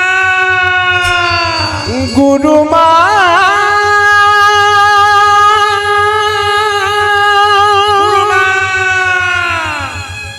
তুমি কি দেখো? চোর বলো, চুরি করছে। তুমি যাকে এত ভালোবাসো নিজের ছেলের মতো, সে কি করেছে দেখো। দুঃখী যাকে মধু মঙ্গলে ভেবে আশ্রয় দিয়েছে, বিশ্বাসঘাতকতা করেছে। সেই সুদামার কাণ্ড দেখো সুদামা চোর, সে চুরি করেছে, ওই দেখো তাকিয়ে আছে কেমন। ও গো গুরু মা গো, গুরু মা চমকে উঠল। ও গো গুরু মা। সুদামা চমকে উঠল। গুরুমা বলল, তোর লজ্জা করে না? তোকে তোর গুরু বাবা জায়গা দিচ্ছিল, আমি নিজের ছেলে বলে বুকে টেনে তোকে কাছে আনলাম আমার ছেলের মতো করে, আর তুই চুরি করলি, তোর লজ্জা করে না? বেরিয়ে যা তুই, তুই আমার সঙ্গে বিশ্বাসঘাতকতা করছিস, বেরিয়ে যা। যেই না বলেছে বেরিয়ে যা, বেরিয়ে যা, বেরিয়ে যা, বেরিয়ে যা, সঙ্গে সঙ্গে সুদামা এক হাতে নাড়ুটাকে নিয়ে দাঁড়িয়ে আছে, কৃষ্ণের চোখের দিকে তাকিয়ে আছে। গুরু বাবা সন্দীপন মুনি এসে বলছে, না রে সুদামা, তুই চুরি করতে পারিস না, আমি জানি তোকে কেউ বলেছে। কৃষ্ণ ইশারা করে বলছে, বল বল, আমি বলেছি, আমি বলেছি। সুদামা কোনো মতেই বলছে, বল আমি বলেছি, বল, আমাকে চোর সাজা। কৃষ্ণ বারবার ইশারা করছে, সুদামা কিন্তু কোনো মতেই তাকাচ্ছে না। সুদামাকে যখন গুরুদেব বলল, তুই চুরি করেছিস, বল তুই চুরি করিসনি? গুরু বাবা, আমি আমার জন্য নাড়ু চুরি করেছি। দূর হয়ে যা তুই, বিশ্বাসঘাতকতা করছিস, তোকে অভিশাপ দিলাম, তুই ভিখারি হ, তুই ভিখারি হ, তুই ভিখারি হ। সুদামা চুপচাপ দাঁড়িয়ে আছে, আর দাঁড়িয়ে চোখ থেকে জল পড়ছে। কৃষ্ণ বলছে, তুই আমাকে দেখিয়ে দিলি না কেন ভাই? সুদামা বলল, কৃষ্ণ তুই যে আমার প্রাণ, তুই যা আমি তা, আমি তো তোর জন্য চুরি করেছি, আমি তো আমার জন্য করেছি, আমি তুই আমি দুজন যে প্রাণের বন্ধু। তবে তোকে কথা দিলাম কৃষ্ণ, আমাকে গুরুদেব অভিশাপ দিল, আমি ভিখারি হয়ে যাব, আমি ভিখারি হব, কিন্তু তোকে কথা দিলাম আমি ভিক্ষা করে করে বেড়াবো, এত অভাব আমার হবে। গুরুদেব অভিশাপ দিয়েছে, তোর কাছে কোনদিন হাত পেতে কিছু চাইবো না। কৃষ্ণ সারা করে বলছে, সুদামা তুই যাস না। কেন কাঁদাও কৃষ্ণ তুমি, এই কি নামের ফল?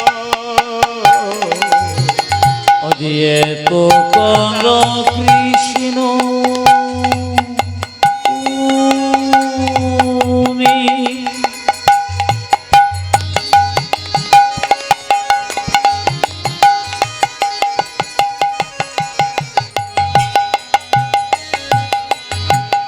এই কি নামের ফল? এত কাঁদাও কৃষ্ণ তুমি, এই কি নামের ফল?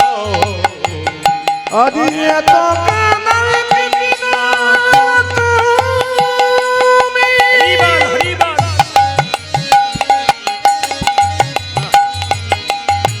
এক নামের ফল। যে জন কাঁদে কাঁদাও তারে, ফেলো চোখের জল। অজি যে জন কাঁদে কাঁদাও তারে, দাও গো চোখের জল। যে জন কাঁদে কাঁদাও তারে, দাও গো চোখের জল।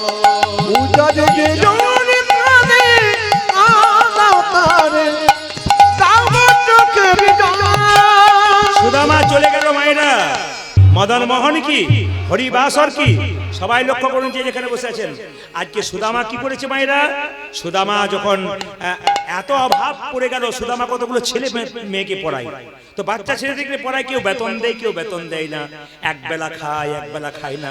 সুদামা আর স্ত্রী কেঁদে কেঁদে বলছে, প্রভু তুমি আর কত খেলা খেলবে, আবার কি খেলা খেলিবে শিহর, কি খেলা পড়ল মনে। আবার কি খেলা খেলিবি শিহরি, কি খেলা পড়ল মনে। আবার কি খেলা খেলিবে শিহরি, কি খেলা পড়ল মনে।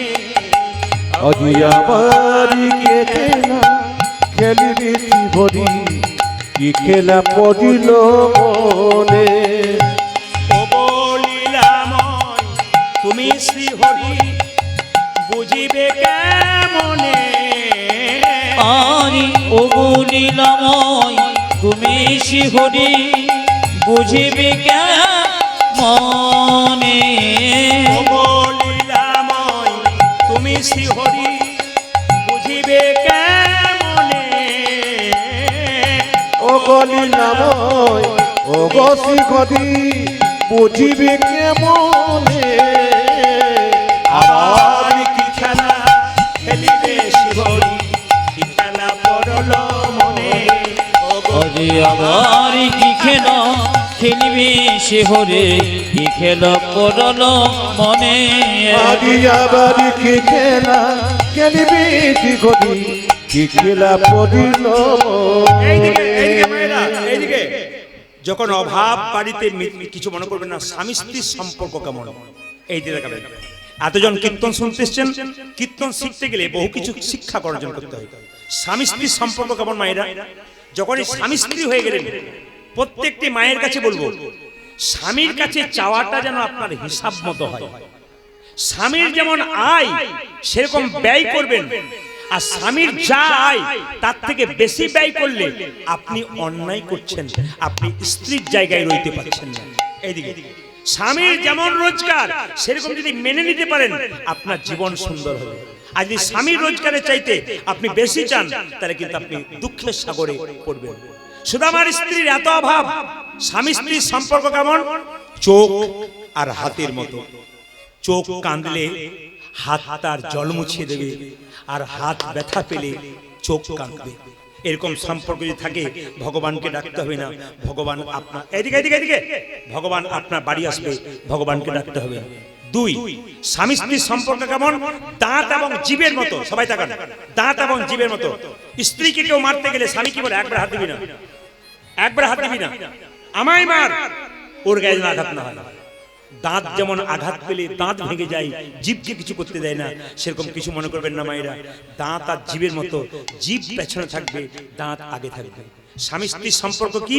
বাড়িতে স্ত্রী কিন্তু স্বামীর পেছনে স্ত্রী কিন্তু আগে যাবে না যে কোনো কর্মে স্ত্রী আগে যাবে না স্ত্রী পেছনে থাকবে স্বামীর আগে বলবে না আগে স্বামীকে বুদ্ধি দেবে তারপর স্বামী বলবে আপনি আগে বলবেন না তাকে বলতে বলবেন কেন স্বামীকে অগ্রাধিকার দিতে হয় এটা প্রত্যেকটা স্ত্রীর কর্তব্য আছে মায়েরা বিবাহ মানে এই নয় দুটো দেহের মধ্যে ছিনিমিনি খেলা বিবাহ মানে এইটাই মনে করেছি দুটো দেহের মধ্যে ছিনিমিনি খেলা তা নয় বিবাহ মানে কি ভালো ভালো কর্ম সম্পাদন করা এই যে যজ্ঞ হচ্ছে স্বামী স্ত্রীতে যজ্ঞ করলে এগুলো লক্ষ্য করুন স্বামীর পাশে স্ত্রীকে বসতে হয় যজ্ঞের সময় যজ্ঞের জন্য পূজা পাঠ করছেন স্বামী থাকবে আর স্ত্রী থাকবে দুজন একসঙ্গে থাকবে ধর্মকর্ম করার জন্য সন্তান উৎপাদন করবেন পবিত্র সন্তান উৎপাদন করবেন এই জন্য ধর্মকর্ম করা দরকার আছে মায়েরা যে মালা পরেছেন কিছু মনে করবেন না মালা তিলক যে আপনারা নেন না আপনাদের কাছে নিবেদন রইল অনেকে মালা তিলক নিতে লজ্জা করেন কিন্তু বারবার বলবো পুজো করবেন যদি মালা না নেন আপনার পুজো করা বেকার হয়ে যাবে পুজো করবেন তিলক যদি না নেন আপনি পুজো করছেন কিন্তু পুজোতে ফলটা আপনি পাকা পাচ্ছেন না যদি মালা নিতে পারেন তাহলে বলে রাখি সবাই তুলসীর মালা নেবেন মাছ মাংস খাচ্ছেন ভয় লাগছে না যারা মাছ মাংস খাচ্ছেন তারা মালা নেবেন যারা খাচ্ছেন না তারা নেবেন কিভাবে নেবেন যারা মাছ মাংস খাচ্ছেন তারা মালাটাকে গলা থেকে ঝুলিয়ে নেবেন সবাই তাকান মালা যারা নেবেন তারা গলা থেকে ঝুলিয়ে এতটা পর্যন্ত নেবেন কিন্তু যারা নিরামিষ খান তারা গলাতে লাগিয়ে নেবেন বারবার বলে রাখবেন মালা সবাই নেবেন যারা মাছ মাংস খান তারাও নেবেন গলা থেকে ঝুলিয়ে নেবেন আর যারা নিরামিষ খান তারা মালাটাকে সবসময় এই গলা পর্যন্ত ঠেকিয়ে নেবেন এটা কিন্তু বড় বড় আর যখন পুজো পাঠ করবেন মায়েরা তিলক করবেন অনেকে বলছে তিলক দিলে তো আমাদের লজ্জা হয় পাশের বাড়ি মেয়েটা বলে বাবারে হারাধনে বই কি ঢং দিদি তিলক নিয়েছে এটাই তো আমাদের লজ্জা অন্যান্য ধর্মের মানুষ ধর্ম করলে পেছন থেকে পাঁচজন বলে তুই করে যা আমরা তোর পাশে আছি কেউ কিছু বলতে পারবে না আর সবচেয়ে লজ্জার ব্যাপার আমাদের বাড়িতে আমাদের শত্রু লুকিয়ে আছে আপনি কৃষ্ণ ভক্ত হয়ে গেলেন পাশের বাড়ির লোকটা বলছে বাবা কি ঢং আরম্ভ করেছে এইটাই সবচেয়ে লজ্জা আমাদের হিন্দুদের এই লজ্জাটাকে কাটান কেন আপনি পারবেন না আপনাকে করার দরকার নেই কিন্তু যে করতে চাইছে তাকে বাধা দেবেন না এটা বারবার আপনাদের কাছে আমার নিবেদন রইল যে করতে চাইছে তাকে বাধা দেবেন না বাধা দিলে কিন্তু বৈষ্ণব অপরাধ হয় তাই বলবো মায়েরা তিলক যদি কেউ করছেন কিছু মনে করবেন না তিলকের তত্ত্ব আপনাদের অনেক কিছু বলেছি তিলকের যে তিনটে দাগ দেখতে পাচ্ছেন এই তিনটে দাগের মধ্যে একটা ব্রহ্মা একটা মহেশ্বর মাঝখানে ফাঁকা জায়গাটা বিষ্ণু যার কপালে ব্রহ্মা বিষ্ণু মহেশ্বর আছে তার আবার চিন্তার কি আছে তবে যারা আমাদের মতো তিলক করতে পারবেন না তাদের নিয়মটা বলে যায়, পুজো পাঠ করার সময় হাতে জল নেবেন, এই আঙ্গুলে করে জল তিলক করে নেবেন সবাই। কাল থেকে যারা পুজো করবেন, গোবিন্দের পুজো করছেন, দেবদেবীর পুজো করছেন, বাচ্চা মেয়েরা যারাই করছে, একটু হাতে জল নিয়ে কি করবে, হাতে জল নিয়ে জল তিলক করে নেবে। কেউ দেখতে পাবে না, কিন্তু তিলক হয়ে গেল। তারপর আপনি স্কুলে ভর্তি হলেন, ভর্তিটা আগে হন, লাইনে আগে দাঁড়ান, ডাক আপনি পাবেন।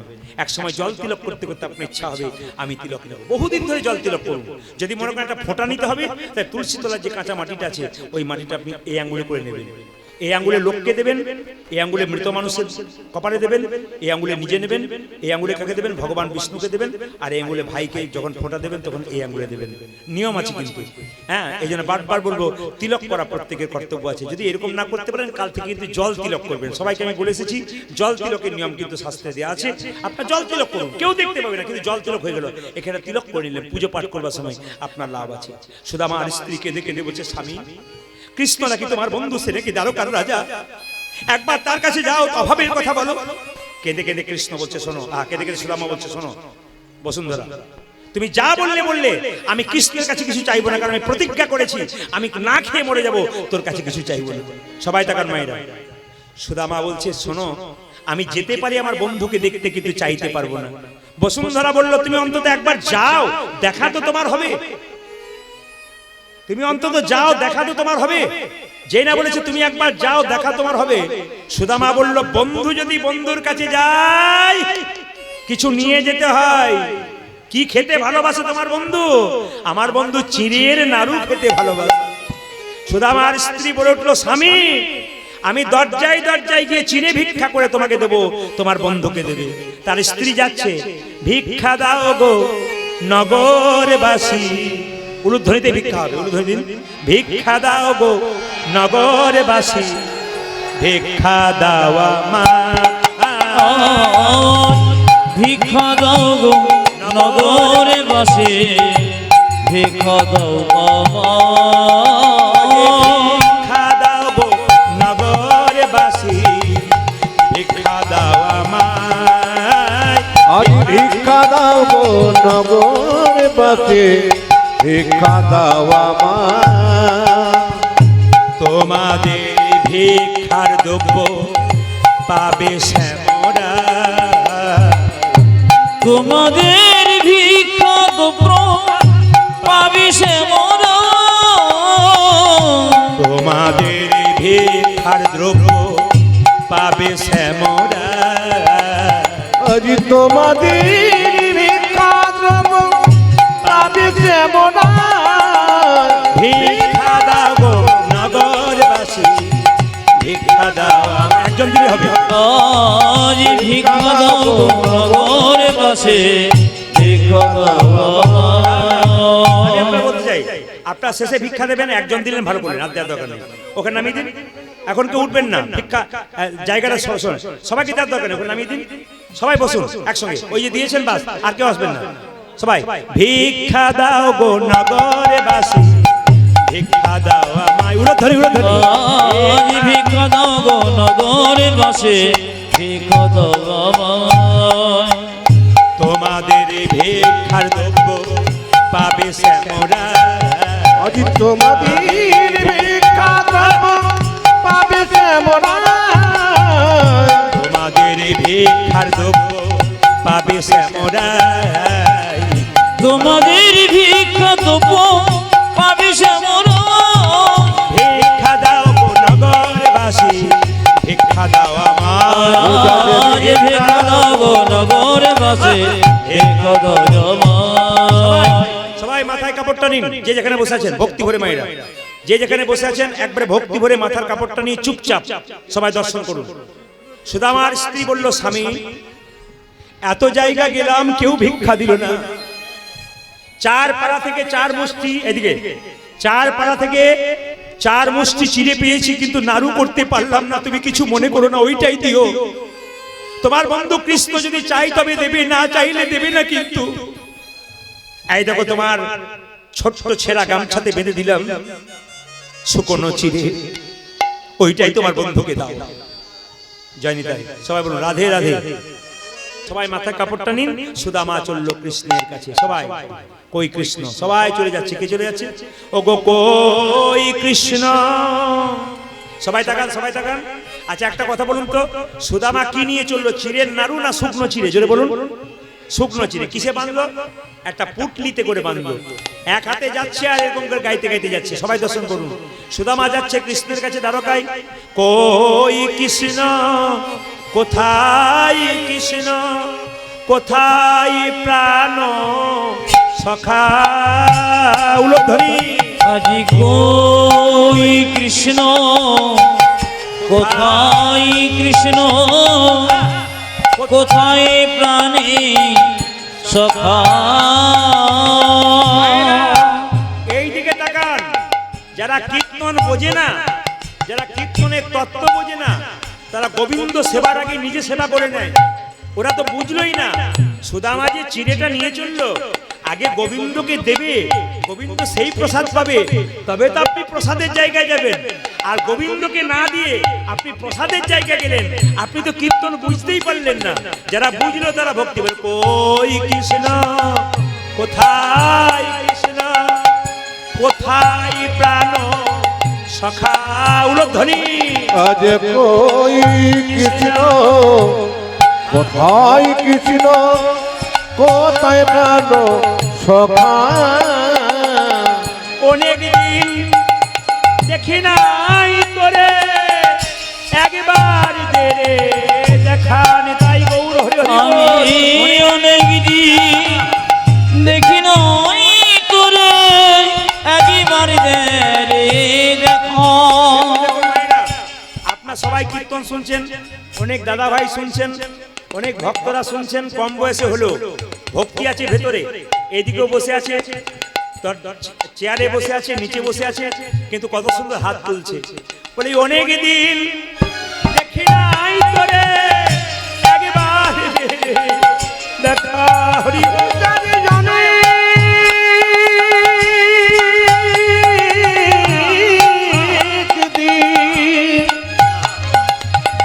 দেখি নাই তোরে, একবার দে রে দেখা। ও যে অনেক দিন দেখি নাই তোরে, একবার দে রে দেখা। ওরি কানাই অনেক দিন দেখি নই তোরে, একবার দে রে দেখা। ওই কৃষ্ণ, কোথায় কৃষ্ণ, কোথায় প্রাণ সখা। আজ কই কৃষ্ণ, কোথায় কৃষ্ণ, একবার দেখা। ও যাজ কই কৃষ্ণ, কোথায় কৃষ্ণ, কোথায় প্রাণ সখা। আহ, আহ, আহ। পায়ের মধ্যে কাঁটা ফুটেছে সুদামার। যখন পায়ের মধ্যে কাঁটা ফুটেছে, সুদামা কাঁটাটাকে বের করছে, পারছে না। কৃষ্ণ দ্বারকা সিংহাসনে বসে আছে, রুক্মিণী সত্যভামা কৃষ্ণের চরণ সেবা করছে। কৃষ্ণ বলছে, সত্যভামা আমার পায়ে এত যন্ত্রণা কেন, আমার পায়ে যেন কি ফুটে গেল। সত্যভামা বলছে, কি তোমার পা থেকে রক্ত পড়ছে কেন? কৃষ্ণ বলল, সত্যভামা তুমি জানো না, ভক্ত যখন ভগবানকে ডাকে, ভক্তের অঙ্গে যত না আঘাত লাগে, ভগবানের অঙ্গে তত তার চাইতে বেশি আঘাত লাগে। হরিদাসকে 22 বাজারে বেত্রাঘাত করা হয়েছিল, হরিদাসের অঙ্গে যত আঘাত পেয়েছিল, মহাপ্রভুর অঙ্গে তার চাইতে বেশি আঘাত পেয়েছিল। আমার সুদামা বন্ধু আসছে, তার পা থেকে রক্ত বেরোচ্ছে। ভক্ত কষ্ট পেলে ভগবানের অঙ্গে সেরকম কষ্ট হয়। সুদামা যেই না এসেছে দ্বারকাপুরীতে, দারোয়ান চিৎকার করে বলল, কাহা যাওগে তুম? বলছে, আমি যাব কৃষ্ণের কাছে। কৃষ্ণ কে হয়? আমার বন্ধু হয়, ভিখারি। যাও এখান থেকে। কৃষ্ণ তোমার বন্ধু, সেখানকার রাজা। একবার যাও, গিয়ে বলো তোমার সুদামা বন্ধু এসেছে। কৃষ্ণ বসেছিল কোথায়? সবাই শুনবেন, জায়গাটি বড় প্রেমের জায়গা। কৃষ্ণ বসেছিল সিংহাসনে, যেই না সুদামার কথা শুনেছি, অমনি কৃষ্ণ দৌড়ে গিয়ে বলল, সুদামারে। সুদামাকে ধরিয়ে এনে সিংহাসনে বসালো। সুদামা বলল, এই এই এই, আমি যে ভিখারি, আমাকে কেন বসালি এখানে? আমি যে ভিখারি, এখানে কেন আমাকে বসালি? তুই তো রাজা। সুদামা, যেদিন নাড়ু চুরি করেছিলাম সেদিন তুই কি বলেছিস? তুই যার আমি তা। তুই যদি আমার জন্য নাড়ি চুরি করে নিজেকে বলেছিস আমি চোর, তুই যে আমার রে। ভক্ত যখন ভগবানকে ডাকে তখন ভক্ত আর ভগবানের দেহটা এক। একটা গাভীর বাছুর যদি একটা গাভীকে দড়ি দিয়ে বেঁধেছেন, বাছুরটাকে ছেড়ে দিন, দেখবেন গাভী বাছুরের পেছন পেছন ছুটবে। কেন বলুন তো? যদি বাছুরটাকে কেউ কেড়ে নেয়, যদি খালি বিলে পড়ে যায়, গাভী পাগলের মতো ছুটে বেড়ায়।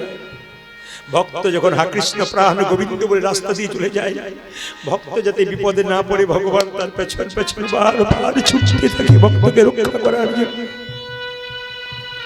বস বস রুক্মিণী, সত্যভামা একটু জল এনে দাও সোনার পাত্রে। আমি কি করবে তুমি? একবার এনে দাও। যে এনে দিয়েছে আমি সঙ্গে সঙ্গে কৃষ্ণ সুদামার পা দুটোকে ধুয়ে দিচ্ছে। সুদামা বলছে, কি করছিস ভাই? কৃষ্ণ মনে মনে বলছে, সুদামা রে, এই জগতে সকল ভক্ত তুই আমার চরণ ধুইয়ে দেয়, কিন্তু আমি তো কোনদিন ভক্তির চরণ ধোয়ার সুযোগ পাই না। আজ যখন পেয়েছি তো আস্তে বাবা আস্তে, আজ যখন পেয়েছি তখন ছেড়ে দেব না। রুক্মিণী সত্যভামা ভাবছে, এ আবার কেমন বন্ধু রে বাবা, সবাই ভগবানের চরণ ধুয়ে দেয় আর ভগবান সঙ্গে সঙ্গে বন্ধু চরণ ধুয়ে দিচ্ছে। সুদামাকে বলছে, সুদামা তোর শরীরে চন্দন মাখিয়ে দিয়ে ধূপ দীপ দিয়ে পুজো করব। সব জায়গায় ভক্ত ভগবানকে পুজো করে, এখানে স্বয়ং ভগবান ভক্তকে পুজো করছে। স্বয়ং ভগবান ভক্তকে পুজো করছে। হঠাৎ বলছে, আচ্ছা সুদামা তুই বিয়ে করেছিস? হ্যাঁ রে বিয়ে করেছি তো। তুই নিমন্ত্রণ করিসনি যে? সুদামা তুই যে নিমন্ত্রণ করিসনি, তোর যে আমি বন্ধু। বলছে, কৃষ্ণ আমি তো একটা বিয়ে করেছি, তোকে নিমন্ত্রণ করতে ভুলে গেলাম। আর তুই যে 16,108টা বিয়ে করেছিস, তুই যে একবার আমাকে নিমন্ত্রণ করেছিস। অনেক আনন্দ হলো। শেষে বলছে, আচ্ছা কৃষ্ণ, সুদামা কিছু মনে করিস না, তুই যে বহুদিন পরে এলি, আমার জন্য কিছু এনেছিস? আমি কি আনবো রে, আমি যে ভিখারি মানুষ। না না না না, তুই কিছু এনেছিস, আড়াল করবার চেষ্টা করছিস। না আমি আনিনি। এই দে বলছি, না দেবো না। না দে বলছি। জোর করে কেড়ে নিয়েছি। যেই না জোর করে কেড়ে নিয়েছে, অমনি দেখলো সুদামার পুটলির মধ্যে শুকনো চিড়ে আছে।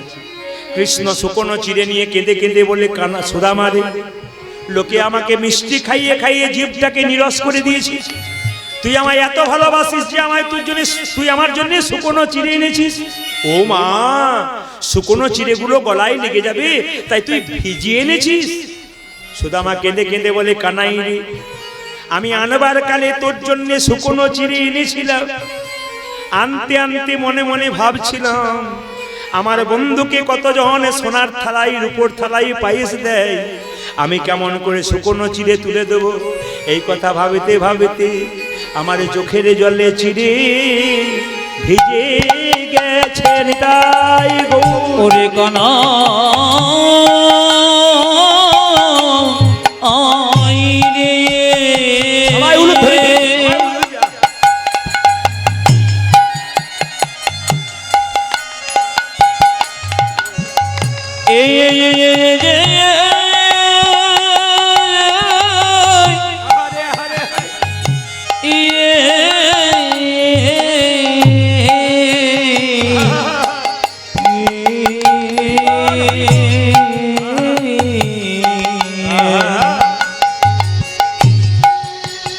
আমার চোখের জলে চিড়ে ভিজে গেছে। কানাই কানাই কানাই বলি, চোখের জলে চিড়ে ভিজে গেছে। ও যা কানাই কানাই কানাই বলে, মন জলে কবি ভাষায়, ও যা কানাই কানাই কানাই বলে, কৃষ্ণ প্রাণ গোবিন্দ ও বলে, যা কানাই কানাই কানাই বলে, কৃষ্ণ প্রাণে গোবিন্দ বলে। ভাই চোখের জলে চিড়ে ভিজে গেছে রে। এই যে আপনারা কীর্তন শুনলেন, কৃষ্ণ কি আশীর্বাদ দিল দেখুন। কৃষ্ণ বলছে, রে সুদামারি, এই যে তুই চোখের জলে ভেসে চিড়ে খাওয়ালি, দ্বারকার রাজ সিংহাসনে বসে বললাম, আজকে আমার এই তোর কথা আমার কথা যেজন শুনলো, তারা যদি কোনো ভক্ত একবার ভিক্ষা করে আমাকে চিড়ের মাল সাথে করে প্রসাদ দিতে পারে, তারা সুদামার মতো কৃষ্ণ কৃপা হবে। হরি বল। সুদামার মতো কৃষ্ণ কৃপা পাবে রে, সুদামার মতো কৃষ্ণ কৃপা হবে। হবে ও যে সুদামার মতো কৃষ্ণ কৃপা হবে নয়নে জলে বুক ভাসাবে সুদামার মতো কৃষ্ণ কৃপা আজ নয়নে জলে বুকে ভাসাবে কৃষ্ণ প্রাণ গোবিন্দ ও যে নয়ন জলে বুক ভাসায় কৃষ্ণ প্রাণ গোবিন্দ ও দেখো নয়ন জলে বুক ভাসায় কৃষ্ণ প্রাণ গোবিন্দ ও বলে যে সুদামার মতো কৃষ্ণ কৃপা হবে রাধা রানী কি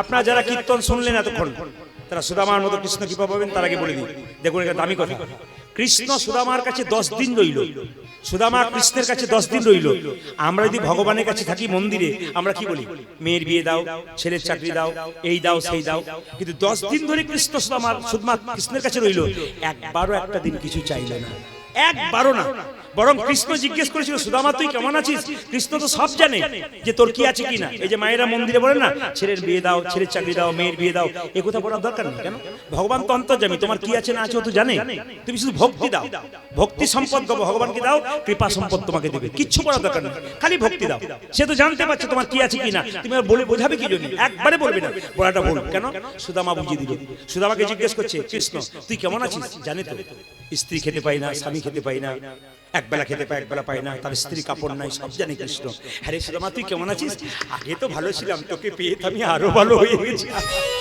যারা কৃষ্ণ ভক্ত হয় তারা কৃষ্ণকে পেয়ে সব দুঃখ ভুলে যায় যারা কৃষ্ণ ভক্ত হয় হরিনামে যারা বসে থাকে তাদের সমস্ত দুঃখ চলে যায় সঙ্গে সঙ্গে বলছি যে আরে তুই যা তুই ফিরে যা তুই যখন যাচ্ছিস মায়েরা সুদামা যখন কৃষ্ণের কাছে যাচ্ছে খুব খুব আশ্চর্যের ব্যাপার কৃষ্ণ ইচ্ছা করলে সুদামাকে চটি জুতো দিতে পারতো না বাবা কারণ আসবার সময় খালি পায়ে এসেছে পায়ে কাঁটা ফুটেছে আবার যাবার সময় ফুটতে পারে তাহলে কৃষ্ণ সুদামাকে জুতো দিল না কেন দিল না বলুন তো ওরে সুদামা রে তোকে ইচ্ছা করলে আমি চটি জুতো দিতে পারতাম কিন্তু আমি রাজা হয়ে তোকে দিলাম না কেন জানি তুই যদি খালি পায়ে দ্বারকার পথে যাস তোর চরণ ধুলো দ্বারকার পথে আরো ভক্তি জন্মাবে যত অভক্ত এই দ্বারকার পথ দিয়ে যাবে তাদের ভক্তি জন্মাবে তাই তোকে খালি পথে পাঠানো কৃষ্ণ রাজা ইচ্ছা করলে সোনার রথে চাপিয়ে সুদামাকে পাঠাতে পারতো কিন্তু পাঠানো না কেন মায়েরা আগেকার দিনে নিয়ম ছিল আপনার বাড়ি থেকে আত্মীয় স্বজন বাইরে গেলে কি করতেন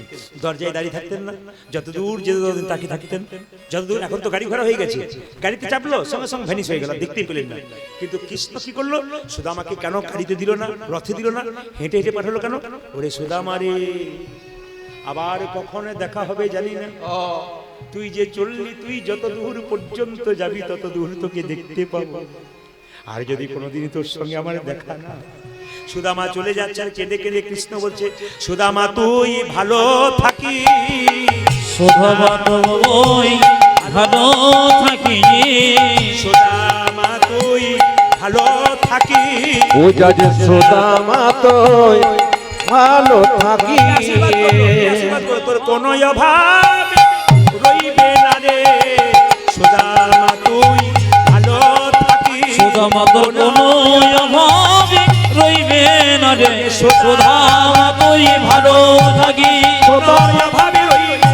সুদামা তুই ভালো থাকি কোনো অভাব রইবে না রে সুদামা তুই ভালো থাকি সুদামা তুই ভালো থাকি যে যেখানে বসে আছেন মন দিয়ে শুনবেন যে যেখানে সুদামা তুই ভালো থাকিস যখনই সুদামা ফিরে এলো মায়েরা এই মনে চিন্তিয়া ইহা চলে যায় এই মনে চিন্তিয়া ব্রাহ্মণে চলে যায় এই মনে চিন্তিয়া ব্রাহ্মণে চলে যায় এই মনে চিন্তিয়া ব্রাহ্মণ চলে যায় নিজ ঘর নিকটে আসিয়া দাঁড়াই আজ নিজ ঘর নিকটে আসিয়া দাঁড়াই ও যে নিজ ঘর নিকটে আসিয়া দাঁড়াই ও যে নিজ ঘরে আসিয়া নিকটে দাঁড়ায় কিছুই দেখে চিনতে না আজ কিছু দেখে চিনতে পারে না কিছুই দেখে চিনতে পারে না কিছুই দেখে চিনতে পারে না এই দেখেন সুদামা যখন ফিরে এলো দেখলো নিজের কুঁড়ে ঘরটা দালান হয়ে গেছে ভাবলো তাহলে কোন রাজা কি জায়গাটা নিয়েছে না না আসলে কৃষ্ণ এত সম্পদ দিয়েছে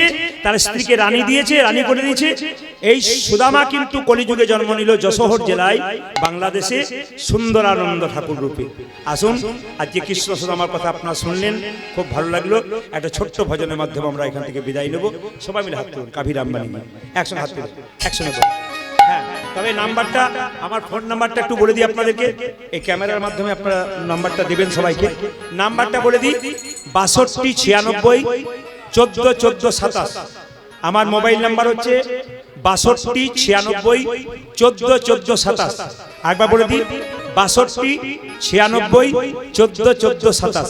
সবাই হাত তুলে একসঙ্গে, একসঙ্গে হাত তুলুন, একসঙ্গে। প্রসাদ পাবার আগে, প্রসাদ পাবার আগে সবাই উলধ্বনি, সবাই দাঁড়িয়ে।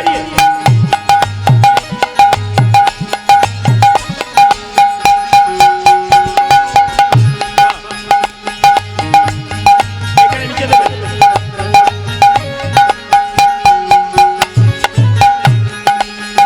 कभी राम बनेंगे कभी श्याम बनेंगे चलियाना प्रभु जी चलियाना। हरि बोल। वो कभी राम बनेगी कभी श्याम बनेगी चले आना प्रभु जी चले आना।